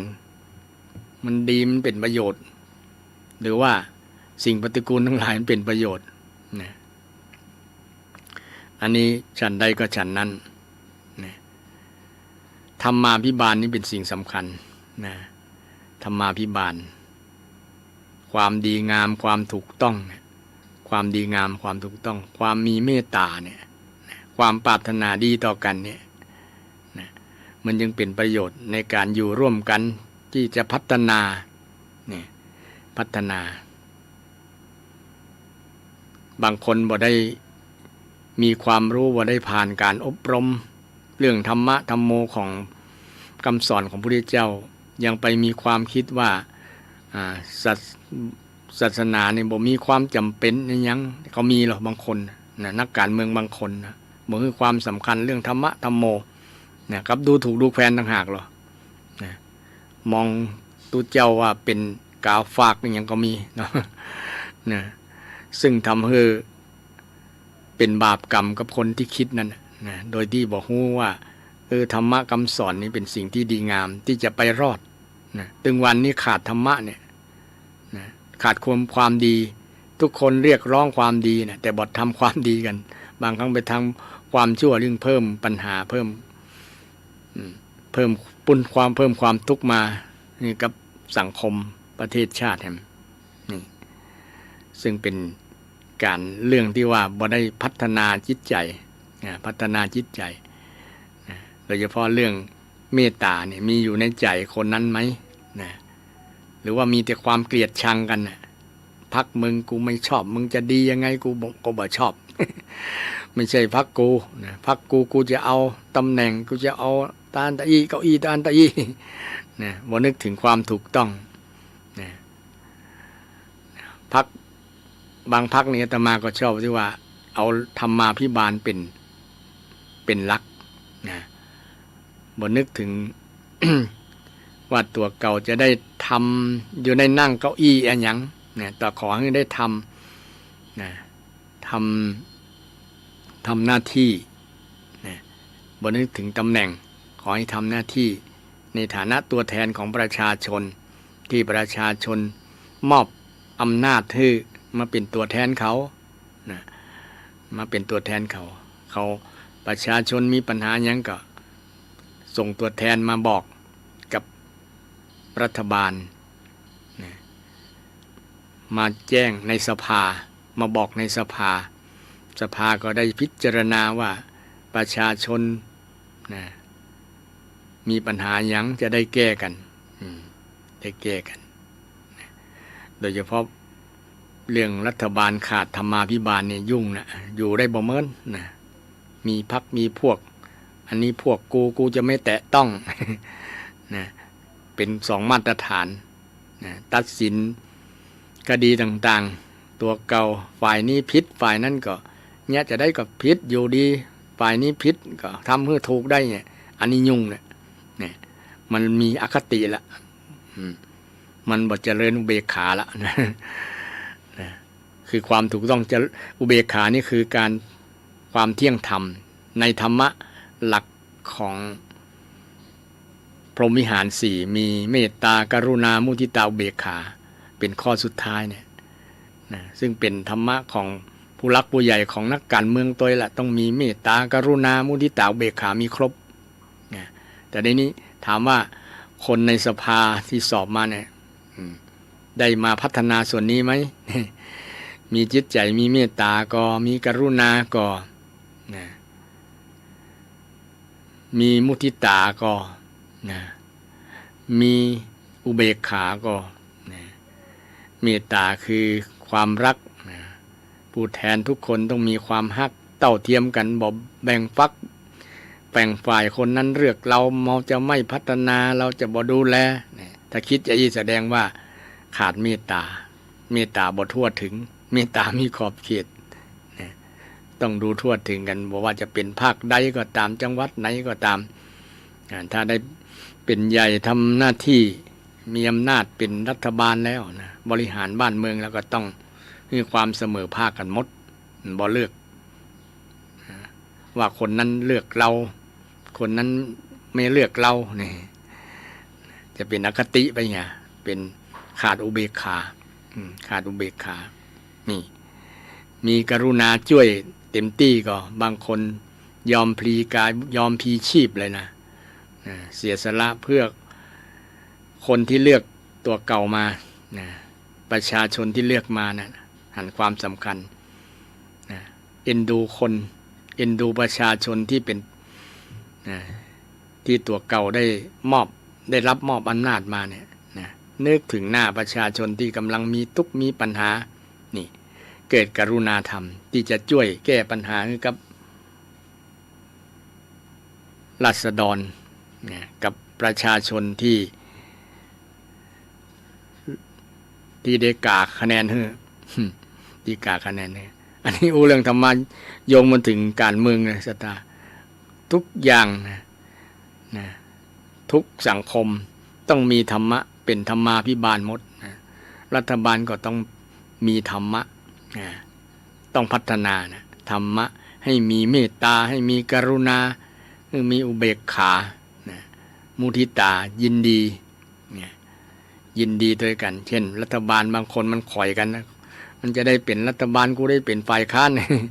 ข่อยกันอิจฉาตาร้อนหาทางเตะตัดขาเนาะเตะตัดขาเนี่ยแทนที่จะยินดีกันนะโอ้ยินดีแล้วเพิ่นที่ประชาชนไว้วางใจมอบคะแนนให้มาเป็นตัวแทนเขาแทนที่จะคิดแบบระบบประชาธิปไตยที่ถูกต้องว่าคนส่วนนักเบิ้ลหลานว่าคนนี้เหมาะสมแล้วเนี่ยเพราะว่าคนนี้เป็นคนที่มีธรรมาภิบาลเนี่ยเป็นคนที่มีธรรมาภิบาลเป็นคนมีธรรมะนั่นแหละนะธรรมะผู้แทนที่มีเมตตาคนไหนมีเมตตาคนไหนมีกรุณามุทิตายินดีบ่อิจฉาตาร้อนกันแล้วก็มีความเที่ยงธรรมบ่มีอคตินี่คือมีอุเบกขาอุเบกขาคือการที่มีความเที่ยงธรรมบ่เอียงบ่ลำเอียงว่าฮักคนนี้ฮักคนที่เลือกมาจังคนที่บ่เลือก เนี่ยแสดงว่าขาดอุเบกขาธรรมละขาดอุเบกขาธรรมไม่เป็นธรรมาภิบาลนี่ไม่เป็นธรรมาภิบาลเราจะเลือกพ่อหลวงก็ตามสอทอก็ตามในเขตปกครองส่วนท้องถิ่นศรัทธาก็เอาหลักธรรม4ประการนี้ไปเป็นเครื่องตัดสินได้ว่าเขามีธรรมะ4ข้อนี้ก็ ซึ่งเป็นธรรมะที่ใช้ได้เกือบทุกสังคมเลยเกือบทุกสังคมทุกสังคมไม่ใช่เกือบละทุกสังคมเลยบ่จะสังคมใดก็ตามต้องเจริญเมตตาเจริญกรุณาเจริญมุทิตาเจริญอุเบกขาอย่างเวลาเขามีการมีงานศรัทธาญาติโยมบ้านใดมีการมีงานเนี่ย เขาก็เอาธรรมะอันนี้ไปจับก็ได้นะไปจับจะได้ก็คนที่ไปร่วมงานเนี่ยเขามีพื้นฐานไปแสดงธรรมะมีเมตตามีความรักชอบกันคนนั้นก็จะไปเนี่ยมีการมีงานแต่งงานขึ้นบ้านใหม่งานบวชลูกบวชหลานงานมงคลอย่างต่างๆแม้แต่งานอวมงคลงานศพงานซากเนี่ยคนที่ไปเนี่ยมีธรรมะศรัทธามีเมตตาคือมีความรักมีความปรารถนาดีครับคนที่เป็นเจ้าภาพคนที่เป็นเจ้าของงานในฐานะที่เป็นเจ้าของงานเขาไปถ้าไปงานศพก็ไปแสดงความอาลัยการจากไปแสดงความเสียใจการจากไปของผู้ที่วายชนไปแล้วกับเจ้าภาพคนนั้นก็ถือว่าเป็นคนที่มีเมตตากรุณาไปช่วยการช่วยงานช่วยการช่วยงานช่วยแบ่งเบาไปช่วยแบ่งเบาหน้าที่แม้แต่ไปให้คำแนะนำไปให้คำแนะนำไปที่เป็นที่ปรึกษาเนี่ยคือช่วยให้เขาแบ่งเบาภาระหน้าที่จากนักก็เป็นเบาจากเบาก็เป็นสบายซึ่งก็เป็นสิ่งที่แสดงออกถึงธรรมะนั่นเองเขาก็เอาอันเนี้ยไปพิจารณาดูว่าคนที่ไปเนี่ยมีธรรมะมาด้วยธรรมะมาด้วยเมตตามาด้วยกรุณามาช่วยเช่นงานที่จะแสดงความยินดีเช่นบ้านขึ้นบ้านใหม่ก็บวชลูกบวชหลานก็เนี่ยเอาจะเจริญไปเจริญมุทิตาคือยินดีมุทิตายินดีนี่อันอย่างอาตมาจะไปงานขึ้นบ้านใหม่โยมแม่ที่กำแพงเพชรก็มีศรัทธาบ้านสันอมเปิ้นไปแสดงธรรมะนี่แหละไปด้วยเมตตาด้วยความศรัทธาด้วยความรักในตัวอาตมาไปด้วยความกรุณาเช่นเอ็นดูท่านพระครูเนาะก็ไปบัดเดี๋ยวนี้ไป70 กว่าคนรถ6-7 กันไปรถตู้พอดีอาตมาเป็นคนที่กำแพงเพชรโยมแม่แปลงบ้านใหม่ก็จะไปขึ้นบ้านใหม่ศรัทธาหูก็จะไปโตยนี่อันนี้ก็เป็นธรรมะศรัทธาไปมุทิตาแสดงความยินดีกับโยมแม่ยินดีกับอาตมาที่โยมแม่ได้ปลูกบ้านปลูกเรือนนี่ก็เป็นธรรมะทั้งนั้นดำเนินชีวิตด้วยธรรมะศรัทธาญาติโยมบ้านสันอุ้มก็มีธรรมะมีเมตตากรุณากรุณาเอ็นดู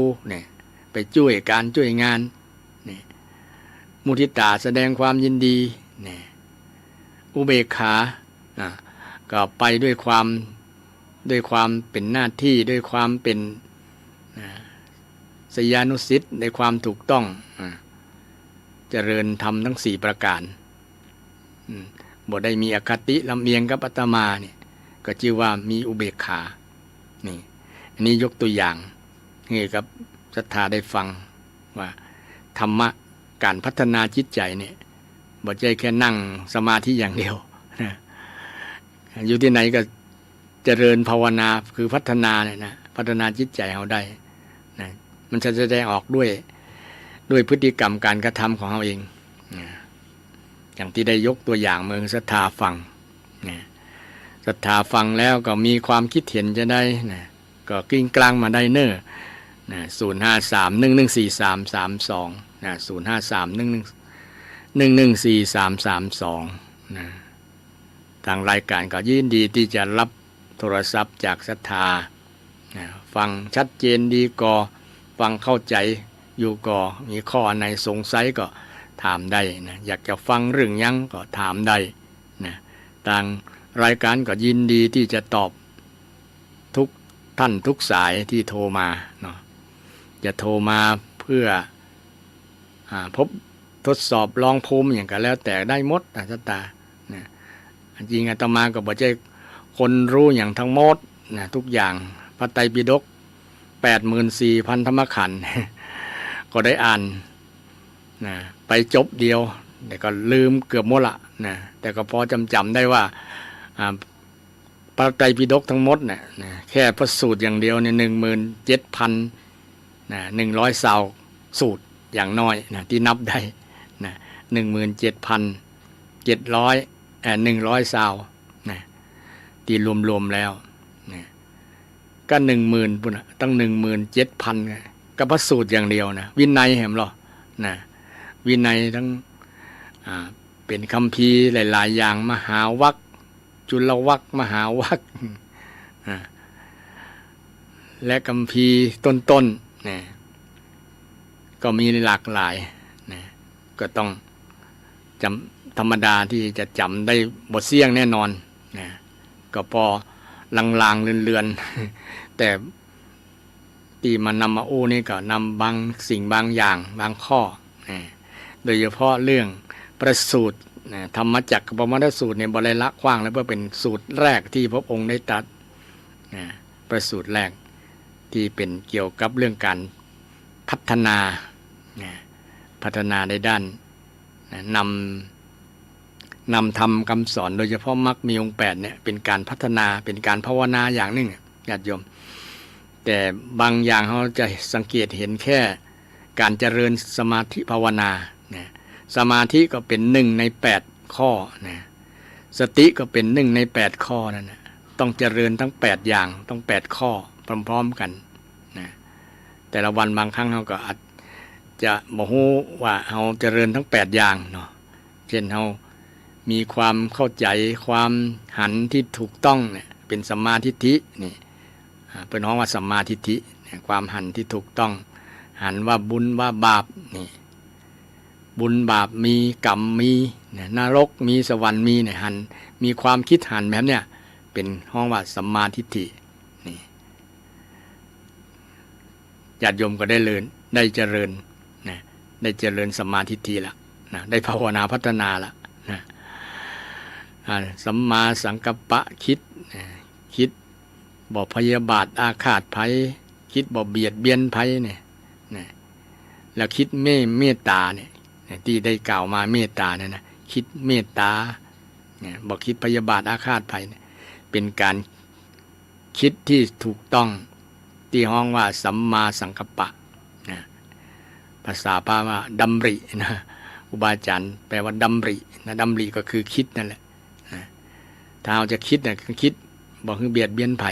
มันเบียดเบียนใครก่อนคิดแบบเนี้ยเบียดเบียนตัวเฮาก็เนี่ยลำดับแรกเบียดเบียนตัวเฮาก่อนนะลำดับที่2เบียดเบียนคนอื่นก่อนนะพยาบาทอาฆาตคนอื่นก่อนเนี่ยถ้ามันบอกเบียดเบียนไผ่แล้วก็แสดงว่าความคิดของเฮานั้นถูกต้องนะส่วนคนบางครั้งความคิดมันอาจจะไปเบียดเบียนคนอื่นเนาะมันบอกผิดกฎหมายนะ แต่มันผิดธรรมะนะธรรมะก็บ่ได้ลงโทษที่ว่าเห็นเป็นรูปธรรมแต่มันเป็นนามธรรมเนาะถ้าคิดบ่อยๆแล้วสุขภาพจิตมันจะเสียมันเป็นบาปเป็นอกุศลเป็นสิ่งที่บ่เจริญนะคิดบ่อยๆแล้วนะเปิ้นบ่ได้ยับไปตีคอกนะไผคิดบ่ดีนะแต่ว่ามันผิดธรรมะนะแต่บางคนทำผิดกฎหมายแล้วยังบ่ถูกทำโทษก็มีเยอะเปเลอะอย่างเนาะอันนั้นก็เป็นผลเสียของทางโลกที่ว่าทำผิดกฎนะกฎหมายกฎระเบียบต่างๆที่เพิ่นตั้งไว้สังคมตั้งไว้แต่นี้ธรรมชาติตั้งไว้นะพุทธองค์บ่ได้ตั้งบ่ได้บัญญัตินะแต่พระองค์ไปพบว่าถ้าไผคิดจะนะคิดบ่ดีแล้วมันเป็นโทษกับจิตใจของเฮาเองนะธรรมชาติมันลงโทษเองนะธรรมชาติลงโทษกรรมเป็นธรรมชาติลงโทษเองทำให้เป็นได้รับสิ่งที่เรารับอยู่ปัจจุบันเนี่ยมาจากความคิดมาจากกรรมมาจากพฤติกรรมการกระทำต่างๆนะทำดีก็ผลออกมาก็ดีนะทำชั่วผลออกมาก็จะชั่วเป็นลักษณะนั้นเป็นคำสอนที่พระองค์ได้สอนไว้บางครั้งเขาก็ทำฆ่าสัตว์ตัดชีวิตพ่องนะลักขโมยคนอื่นพ่องเนี่ย การกระทำแบบนี้เขาต้องหลีกเว้นนะการประพฤติผิดนะลูกเมียคนอื่นผัวคนอื่นอย่างต้นนะก็ต้องหลีกเว้นการหลีกเว้นนี่เป็นการทำถูกเป็นห้องว่าสัมมากัมมันตะนะการกระทำถูกต้องนะการกระทำที่ถูกต้องนะกรรมอูที่ถูกต้องนะกรรมอูที่ถูกต้องคือเว้นจากกรรมจุนะกรรมจุกรรมที่มุสาวาทกรรมที่เป็น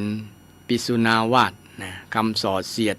ยุยงให้คนพิษหัวกันนี่เว้นสิ่งเหล่านี้เป็นการเจริญนะ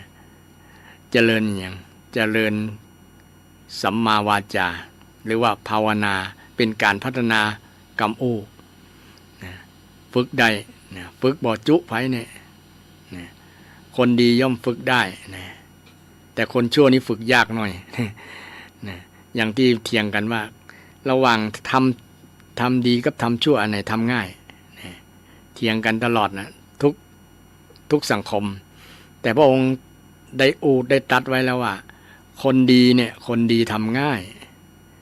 ความชั่วเนี่ยคนดีทำยากความดีเนี่ยคนดีทำง่ายแต่ความชั่วเนี่ยคนดีทำยากนะความชั่วเนี่ยคนชั่วทำง่ายความดีเนี่ยคนชั่วทำยากชัดเจนเลยสัทธานะชัดเจนเนี่ยอันนี้ชัดเจนก็มีโทรศัพท์เข้ามาเนาะเนี่ยรับโทรศัพท์ก่อนเจริญพรเจริญพรมาจากทางใดเนาะท่านคัดจังหวะถามปัญหาท่านน้อยเจ้าเจริญพรถามปัญหายังเจ้าอยากให้ท่านช่วยอธิบายเรื่องให้อยู่กับปัจจุบันเนี่ยเจ้าให้อยู่กับปัจจุบันก็หมายถึงว่าบังคับฟุ้งซ่านกันเพราะว่าจะได้เจ้าบักให้อันเจริญพรนั่นอธิบายเจ้าเจริญพรได้เลยเนาะเจริญพรไว้ค่ะเจ้าเจ้านี้ก็ลงอู้เกี่ยวกับเรื่องภาวนา การภาวนาในมรรคมีองค์8ก็มีการเจริญสติการเจริญสตินี่คือการอยู่กับปัจจุบันเจริญสติคือการระลึกรู้ระลึกรู้สติแปลว่าการระลึกรู้เนาะมันต้องมีกรรมแห่งกรรมนึงก็คือสัมปชัญญะรู้ตัวเมื่อระลึกและรู้สติสัมปชัญญะสติการเจริญสติระลึกนึกแม้แต่การนึกตะกี้การคิดมาแล้วนึกระลึกนึกได้นึกถึงระลึกนึกได้ว่าเรากำลังทำกำลังอู้กำลังคิดนี่กำลังทำกำลังอู้กำลังคิดนี่ยังอยู่ในขณะนี้เนี่ยนี่คือสติสติเช่นเรากำลังขับรถอยู่เนี่ยเราก็อยู่กับปัจจุบันถ้าไปอยู่ในอดีตที่ผ่านมาคิดเรื่องอดีตมันก็จะใจลอย รถอาจจะเกิดอุบัติเหตุหรือว่าคิดเรื่องอนาคตเนี่ยมันก็เกินสิ่งที่ยังบ่เกิดขึ้นเลยคิดเรื่องนั้นเรื่องนี้ไปแล้วทำให้ใจลอยขาดสติในการขับรถขับลายวดยานพาหนะต่างๆแม้แต่การทำงานอยู่ก็ตามถ้าเจริญสติไปตัวสมาธิไปตัวควบคู่กันไปก็ถือว่าอยู่กับปัจจุบันตะกี้โยมได้ถามว่าการอยู่กับปัจจุบันก็คือนำทำคำสอนของพระพุทธเจ้าในมรรคมีองค์8คือเจริญสตินั่นเองสตินี่คือที่จะทำให้จิตเราอยู่กับปัจจุบันอยู่กับปัจจุบันอยู่กับขณะที่กำลังที่ทำกรรมที่อู้สิ่งที่คิดในขณะนี้แต่ไอ้ปัจจุบันอดีตอนาคตเนี่ยมันโวยกรรมเดียวนาทีที่แล้วก็เป็นอดีตไปแล้วนาทีนี้กำลังอู้เนี่ยเป็นปัจจุบันและนาทีต่อมาก็ยังเป็นอนาคตอยู่เนี่ยแต่เขาเอาปัจจุบันเนี่ยขณะที่ฟังเนี่ยติดต่อปัจจุบันไปเรื่อยมันก็จะเป็นปัจจุบันกลายเป็นอดีตก็จะ ปัจจุบันนี้ก็จะ มาสู่อนาคตนะ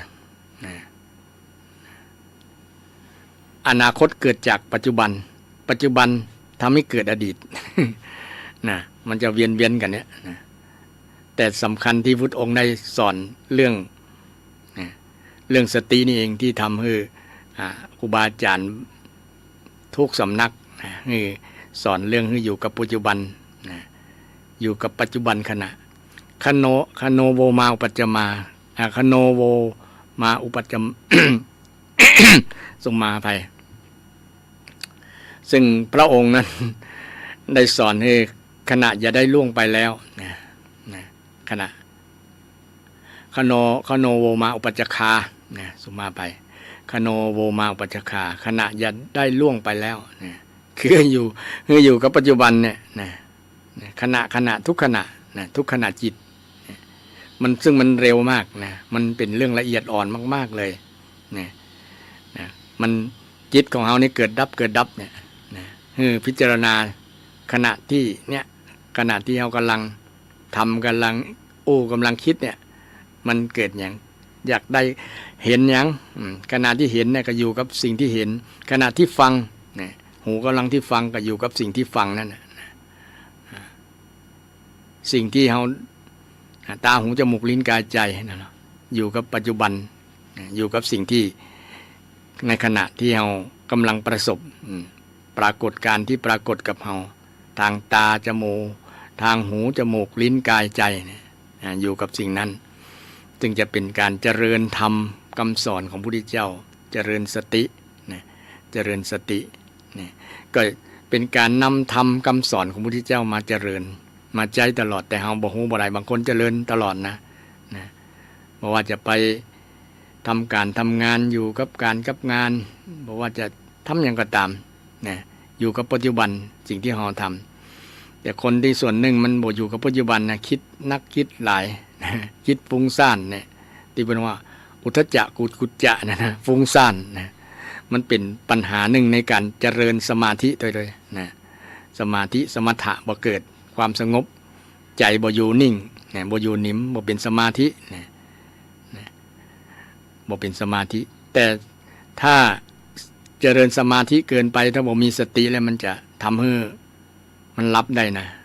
รับในนะอย่างเช่นคนขับรถเนี่ยเนาะเจริญสมาธิไปเพ่งนิ่งเลยกันใจบ่คิดไปทางใดละอยู่กับเลนถนนอยู่กับพวงมาลัยนะตีนก็ เท้าก็อยู่กับคันเร่งก็อยู่กับคลัตช์อยู่กับมือก็อยู่กับเกียร์นี่ก็ต้องอาศัยสติควบคุมโดยควบคุมว่าขณะนี้เขาจะเปลี่ยนเกียร์หรือก็จะย่ำต่อใดนะต้องระลึกรู้ตัวเขาวิ่งเร็วต่อใด80 100ก็อย่างว่าประมาณนั้นอยู่ขณะปัจจุบันอยู่ขณะปัจจุบันการดำเนินชีวิตทุกขณะปัจจุบันนั่นแหละเป็นการเจริญธรรมะเป็นการภาวนาก็ท่าเป็นการภาวนาแปลว่าทำให้มีทำอย่างมีขณะขับรถทำให้มีสติทำให้มีสมาธินี่แหละขณะปัจจุบันขณะ ปัจจุบันขณะซึ่งเป็นธรรมะคำสอนของพระเจ้านี่ไม่ใช่ว่าเขาไปนั่งเจริญที่ในวัดนี่ที่ปฏิบัติที่สำนักนั้นสำนักนี้อันนั้นก็เป็นการฝึกคือมันคุ้นเคยคือมันเก่งคือมันชำนาญเป็นการฝึกเป็นการเรียนว่าอันนี้เปิ้นฮ้องว่าอันนี้นะแต่การนำธรรมะไปใช้จริงๆไปดำเนินชีวิตของเราเกิดประโยชน์เป็นประโยชน์บ่มีปัญหาบ่มีทุกข์ทั้งหลายเนี่ยเราก็ใช้ธรรมะตลอดแต่บางครั้งเราบอกฮู้บ่ได้ว่าอันนี้เนี่ยคือสมาธิอันนี้คือสติภาษาบาลีเป็นว่าระลึกนึกนึกระลึกนึกสติคือการระลึกนึกสัมปชัญญะเมื่อนึกแล้วก็รู้นึกได้นี่มันก็ใกล้เคียงกับสัญญาสัญญาแปลว่าความจำเนาะแต่มันไปนึกสิ่งที่เรากำลังทำกำลังคิดนั่นแหละในปัจจุบันขณะนั้นมันถึงเป็นประโยชน์กับการดำเนินชีวิตไง ทุกสิ่งทุกอย่างธรรมะแม้แต่8ข้อนั้นรวมมาอยู่ในสติเนี่ยตั้งสัมมาทิฏฐิสัมมาสังกัปปะสัมมาวาจาสัมมากัมมันตะสัมมาอาชีวะสัมมาวายามะสัมมาสติสัมมาสมาธิเนี่ยมาจากรวมกันแล้วอยู่ที่สติเนี่ยนะคือเป็นธรรมะที่ ที่อยู่กับปัจจุบันเนี่ยนำไปใช้เป็นประโยชน์บ่ต้องได้เสี่ยงต้องได้ซื้ออย่างสักบาทในศรัทธาแต่เป็นประโยชน์นักเพราะว่าสตินี่เป็นธรรมะที่เปรียบเหมือนกับอุปมาหลายอย่างนะเช่นเปรียบเหมือนหางเสือเปรียบเหมือนขุนคลังที่ดูแลว่าไผ่เข้าไผ่ออกนะผ่านไปผ่านมาไผ่พ่องนะเหมือนกับกล้องวงจรปิด นะมีวงกล้องวงจรปิดดูแล้วไผ่ไปไผ่มาหูนะสติก็มีหน้าที่แบบนั้นมีหลักนะทำหน้าที่ดูนะดูการพฤติกรรมของเฮาเนี่ยนะดูกรรมอู้ของเฮาว่าเฮาอู้อย่างจะได้หูตัวเนาะอย่างวันนี้อาตมาอู้อย่างอาตมาก็ต้องหูตัว ต้องใจสติเหมือนกันนะอาตมาคิดอย่างก็ต้องหูว่าจิตตัวเก่าคิดเพราะว่ามันเป็นนามธรรมบ่มีไผพอได้ว่ากำลังคิดอย่างนอกจาก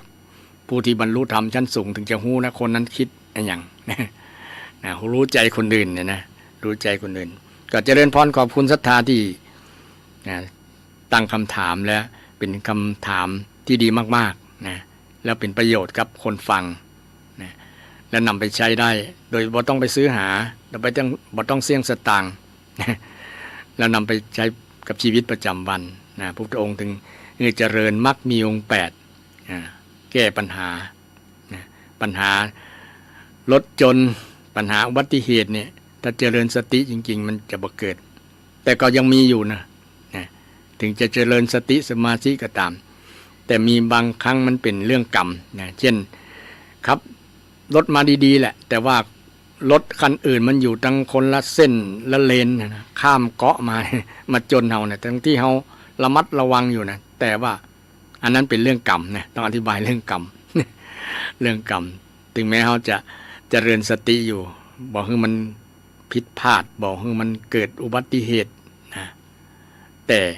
เป็นผลกรรมที่มันเป็นเรื่องละเอียดอ่อนมากๆนะเป็นเรื่องสลับซับซ้อนที่อธิบายเป็นอธิบายและลำบากในการที่จะเข้าใจ ว่าเขาก็เจริญสติอยู่แล้วเนาะใครมีสติคนนั้นก็คือคนที่บ่ประมาทเนี่ยคนที่บ่ประมาทคือคนที่บ่ตาย คนที่ระมัดระวังนะแต่เป็นได้คนนั้นถึงเจออุบัติเหตุนี่ก็เป็นเรื่องกรรมเรื่องกรรมเป็นเรื่องสลับซับซ้อนนะแต่ที่สำคัญคนที่เจริญนะดีกว่าอยู่แล้วนะลักษณะที่กล่าวมาที่ว่าเจออุบัติเหตุทั้งที่เรามีความระมัดระวังมีสติเจริญสติอยู่เนี่ยแต่มีเหตุบังเอิญมันมาบ่ใช่บังเอิญหรอกมันมีกรรม เป็นผลกรรมนะศรัทธาวันหน้าวันตาจะอู้เรื่องกรรมศรัทธาฟังเนาะท่านผู้ฟังทั้งหลายซึ่งมันเป็นเรื่องละเอียดเรื่องในสลับซับซ้อนเรื่องยากที่จะเข้าใจบางคนมีความคลางแคลงสงสัยเรื่องกรรมเนี่ยนะพระพุทธเจ้าเคยบอกว่ามันเป็นอจินไตยเรื่องกรรมเนี่ยนะมันเป็นอจินไตยว่าเรื่องที่ไม่ควรคิดมาก เรื่องที่ไม่ควรคิดมากแต่ก็พออธิบายได้นะที่จะพอที่จะให้เราหายคลางแคลงสงสัยไปพ่องนะประมาณนั้นนะแต่เป็นสิ่งที่มันมีเหตุมีปัจจัยคือเป็นจานนะแต่จะได้ถึงเขาละบ่ได้นะสตินะสตินี่เป็นปัจจุบันขณะปัจจุบันเลยนะละสติบ่ได้นะเพราะละสติแล้วมันก็เหมือนชีวิตแขวนบนเส้นได้ พร้อมที่จะพลาดพลั้งผิดพลาดต่างๆพลั้งเผลอมาก็ด้วยขาดสตินี่แหละคนทำบาปทำกรรมสร้างเวรสร้างกรรมทั้งหลายก็มาจากการบ่เจริญสตินี่แหละถ้ามีสติควบคุมเนี่ยสติจะเป็นธรรมมีอุปการะมากนะธรรมที่จะคอยประคับประคองคอยดูแลนะให้เรารอดปลอดภัยในสิ่งต่างๆปัญหาต่างๆที่จะเกิดขึ้นนะก 99%แหละแฮมเปอร์เซ็นต์นั้นก็ที่เป็นอุบัติเหตุนั่นแหละ นะ99%นี่เป็นสิ่งที่เซฟชีวิตเขาได้เลยนะเพราะเราเจริญนะถ้าเราเจริญสติบ่อยๆเช่นเขาจะทำจะอู้อย่างเนี่ยนะที่มันเป็นอกุศลที่เป็นโทษ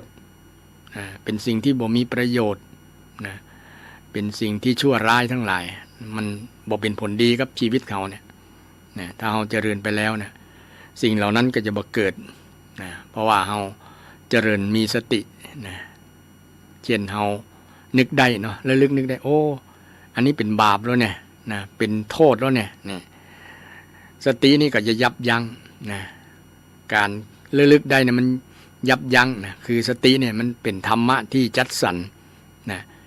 จัดสรรกรรมด้วยนะจัดสรรเรื่องกรรมด้วยนะที่เราจะไปทำจะไปอู้จะไปคิดอย่างนี้มันก็ยับยั้งได้นะเพราะมีสตินะสติเช่นบางคนเนี่ยขาดสติเนาะแม้แต่ป้อลูกนะก็เผลอทำสิ่งที่น่าอับอายนะมีข่าววันก่อน2 วันก่อนนะก็มีลูกที่เกิดกับเมียเก่าบังเอิญป้อคนนี้มาปะลูกในช่วงที่เป็นสาวแล้วมันห่างกันเป็นหลายปีนะ10 กว่าปีนะมาชอบพ่อกันนะ นะเมื่อมาลุ้นก็นะโอ้ทั้งที่โฮกันว่าเป็นป้อเป็นลูกกันนะก็ยังมีจิตปฏิภัทต่อกันแต่ถ้าคิดว่าอันนี้เป็นลูกเป็นป้อกันเนอมันก็จะบ่ทำเรื่องหน้าบัดสีหน้าอายนะอันนี้เป็นอันนี้เป็นลูกเขาเนอะเขาบ่ควรจะทำมองว่าเป็นผู้บำเรอความใคร่แต่บ่ได้คิดบ่มีสติสักกำ นะขาดสติเอาความอย่างเผลอเลอนะความมึนเมานะความเมาในเพศนะเมาในเพศนะมาบังหน้าบังตาบ่ได้คิดถึงเรื่องความเป็นลูกเป็นป้อกันเนี่ยนะนี่ก็ขาดสตินะญาติโยมก็ทำพฤติกรรมทำได้นะไอ้คนติดยาบ้าก็มีข่าวเกือบทุกวันนะอันนี้ก็ขาดสตินะบ่เจริญสติในปัจจุบันนะขาดสติมันยาบ้ามันไปทำลายสมองทำลายสติทำลายสติปัญญาของคนคือระลึกบ่ได้ว่าอันนี้เป็นป้อเนอะอันนี้เป็นแม่เนอะนะมันก็กลับฆ่าได้หมดเพราะว่ามันขาดสติมันบ่ได้เจริญสตินะเจริญสติบ่ได้นะมันก็เลยเป็นปัญหาเนี่ยสังคมเดี๋ยวนี้มันขาดธรรมะนะขาดการเจริญสตินะการเจริญสมาธินะและขาดการนำธรรมะมรรคมีองค์8นั่นแหละไปใช้กับชีวิตประจำวันมันแล้วก็เลยเกิดปัญหานะ053114332ศรัทธาอยากจะร่วมรายการก็เรียนเชิญเจริญพรได้ตะกี้ได้อธิบายเกี่ยวกับเรื่องญาติโยมถามเรื่องปัจจุบันขณะเนาะปัจจุบันเกี่ยวกับเรื่อง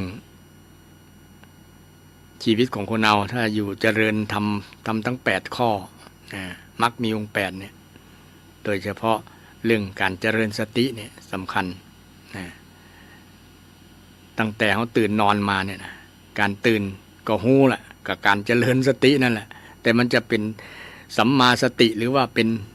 มิจฉาสตินะมันมีทั้ง2 อย่างหรอถ้ามิจฉาสตินึกได้สิ่งที่เป็นกุศลก็ยุ่งละนะชีวิตก็ยุ่งนะกำอูกำจาก็พาเสียได้นะการกระทำพฤติกรรมก็พาเสียได้นะความคิดที่บ่ดีนะก็ทำให้จิตใจเสียหายเสียคุณภาพเพราะเจริญสติผิดบ่เป็นสัมมาสตินะตั้งแต่ตื่นนอนจนถึงเข้านอนนะชีวิตเราอยู่กับธรรมะนะอยู่กับสติอยู่กับสมาธิศรัทธาฉะนั้นถ้าเราอยากนำธรรมะไปใช้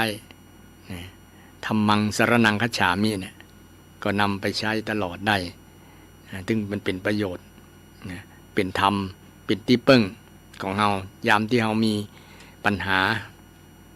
เราก็นึกถึงธรรมะ ใช้สติเนี่ยนั้นลึกถึงเนี่ยพุทธเจ้าได้สอนนี่แล้วนะสอนให้นึกแบบนี้สอนให้คิดแบบนี้สอนให้ทำแบบนี้สอนให้พูดแบบนี้เนี่ยนึกแบบเนี้ยเป็นการนึกแบบสัมมาทิฏฐินะระลึกนึกเนี่ยนะระลึกนึกคือสติเจริญสติเจริญสตินะศรัทธาท่านใดอยากจะร่วมสนทนาธรรมกันก็เรียนเชิญเจริญพรได้ยังเวลาอยู่7 นาทีเนาะ7 นาทีเดี๋ยวนี้ก็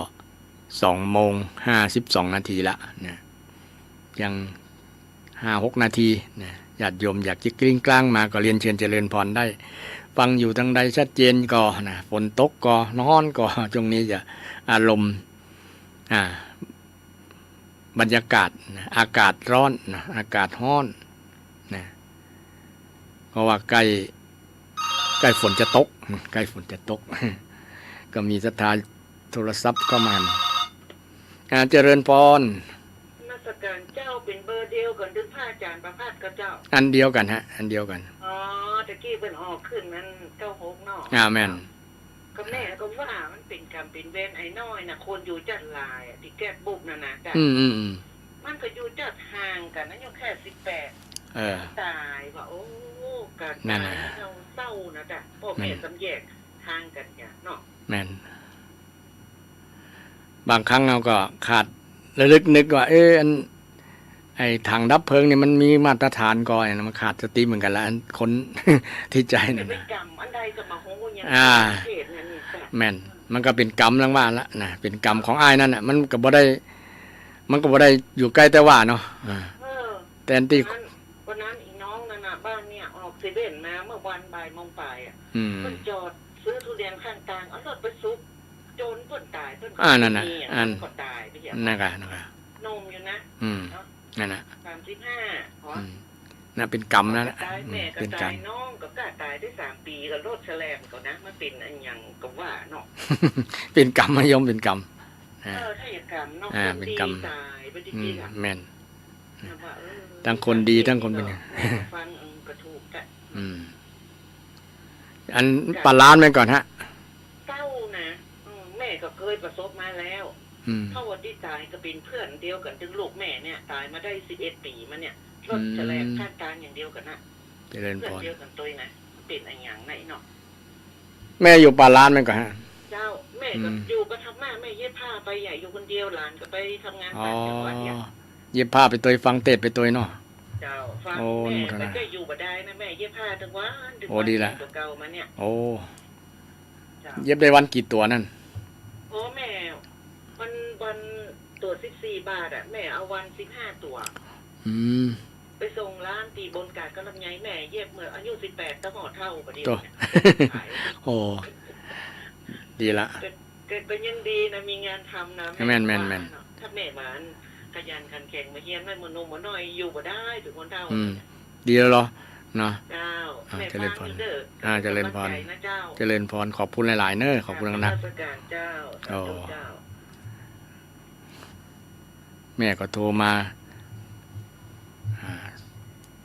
มีกำลังใจแล้วก็นำเรื่องราวต่างๆมาอู้ฟังตัวแล้วก็อู้เรื่องเย็บกับตัวเก่ามีการประกอบสมาชีพเนาะเย็บผ้าตั้งแต่สมัยเป็นสาวถึงผู้สูงวัยแล้วนะสุข60 ปลายก็ยังยึดอาชีพเป็นก็ถือว่าเป็นสมาชีพอาชีพที่การดำเนินตามหลักพุทธเป็นสัมมาอาชีโวสัมมาอาชีวะเนี่ยสมาชีพเนี่ยเป็นการดำเนินตามหลักธรรมคำสอนของพระพุทธเจ้าบ่ได้ไปลักขโมยไผบ่ไปเบียดเบียนไผนะอาชีพที่สุจริตเนี่ยก็เป็นการดำเนินนำหลักธรรมคำสอนของพระพุทธเจ้ามาใช้นะการประกอบสมาชีพเนี่ยเป็นสิ่งที่จะ นำชีวิตของเราสู่ความเจริญมีความสุข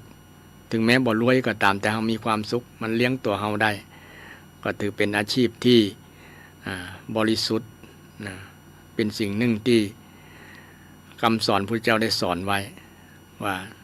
ในฐานะเราเป็นชาวพุทธเราก็ควรมีอาชีพที่บริสุทธิ์ บ่ไปทุจริตคอร์รัปชันคนที่มีอาชีพที่บ่บริสุทธิ์เนี่ยเช่นข้าราชการนักการเมืองบางคนเนาะไปทุจริตคอร์รัปชันเพิ่นยับได้นะ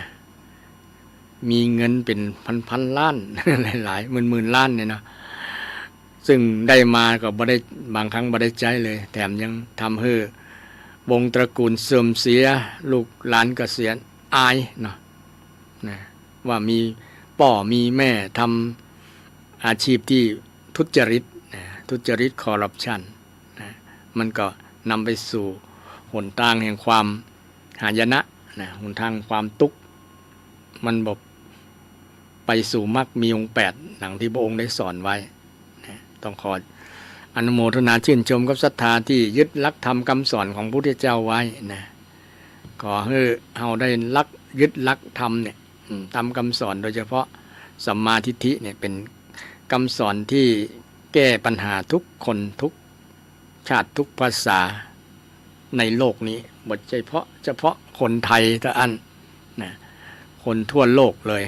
นะพระพุทธองค์บ่ได้หวงบ่ได้จิความรู้นี้ยิ่งนำไปเผยแผ่ยิ่งดี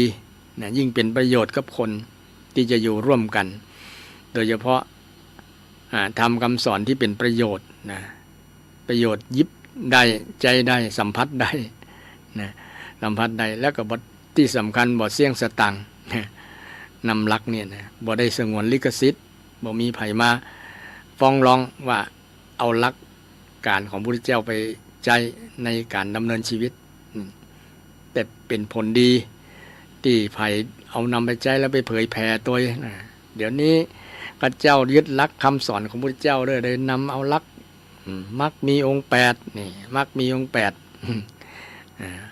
มีสัมมาทิฏฐิเข้าใจที่ถูกต้องเป็นต้นมีความเห็นที่ถูกต้องเป็นต้นเห็นว่าทำดีทำชั่วนะทำอูดีอูชั่วคิดดีคิดชั่วนะมันเป็นอย่างนั้นนะถ้าคิดลักษณะนี้ก็เกิดสัมมาทิฏฐินะสิ่งจะเป็นประโยชน์กับคนที่คิดนะวันนี้ได้นำหลักธรรมคำสอนสาระธรรมหลายๆข้อที่จะเป็นประโยชน์กับท่านผู้ฟังทั้งหลายก็มาถึงช่วงเวลาสุดท้ายก็ขอนำรายการจากศรัทธาท่านผู้ฟังไปก่อนวันพุธหน้ามาปะกันใหม่วันนี้หมดเวลาหมดขอเจริญพรทุกท่านทุกคนมีความสุขมีความเจริญด้วยอายุวันนะสุขะพระปฏิภาณธรรมสารคุณสารสมบัติงอกงามไพบูลย์ในพุทธศาสนาทุกท่านทุกคนเทินเจริญพร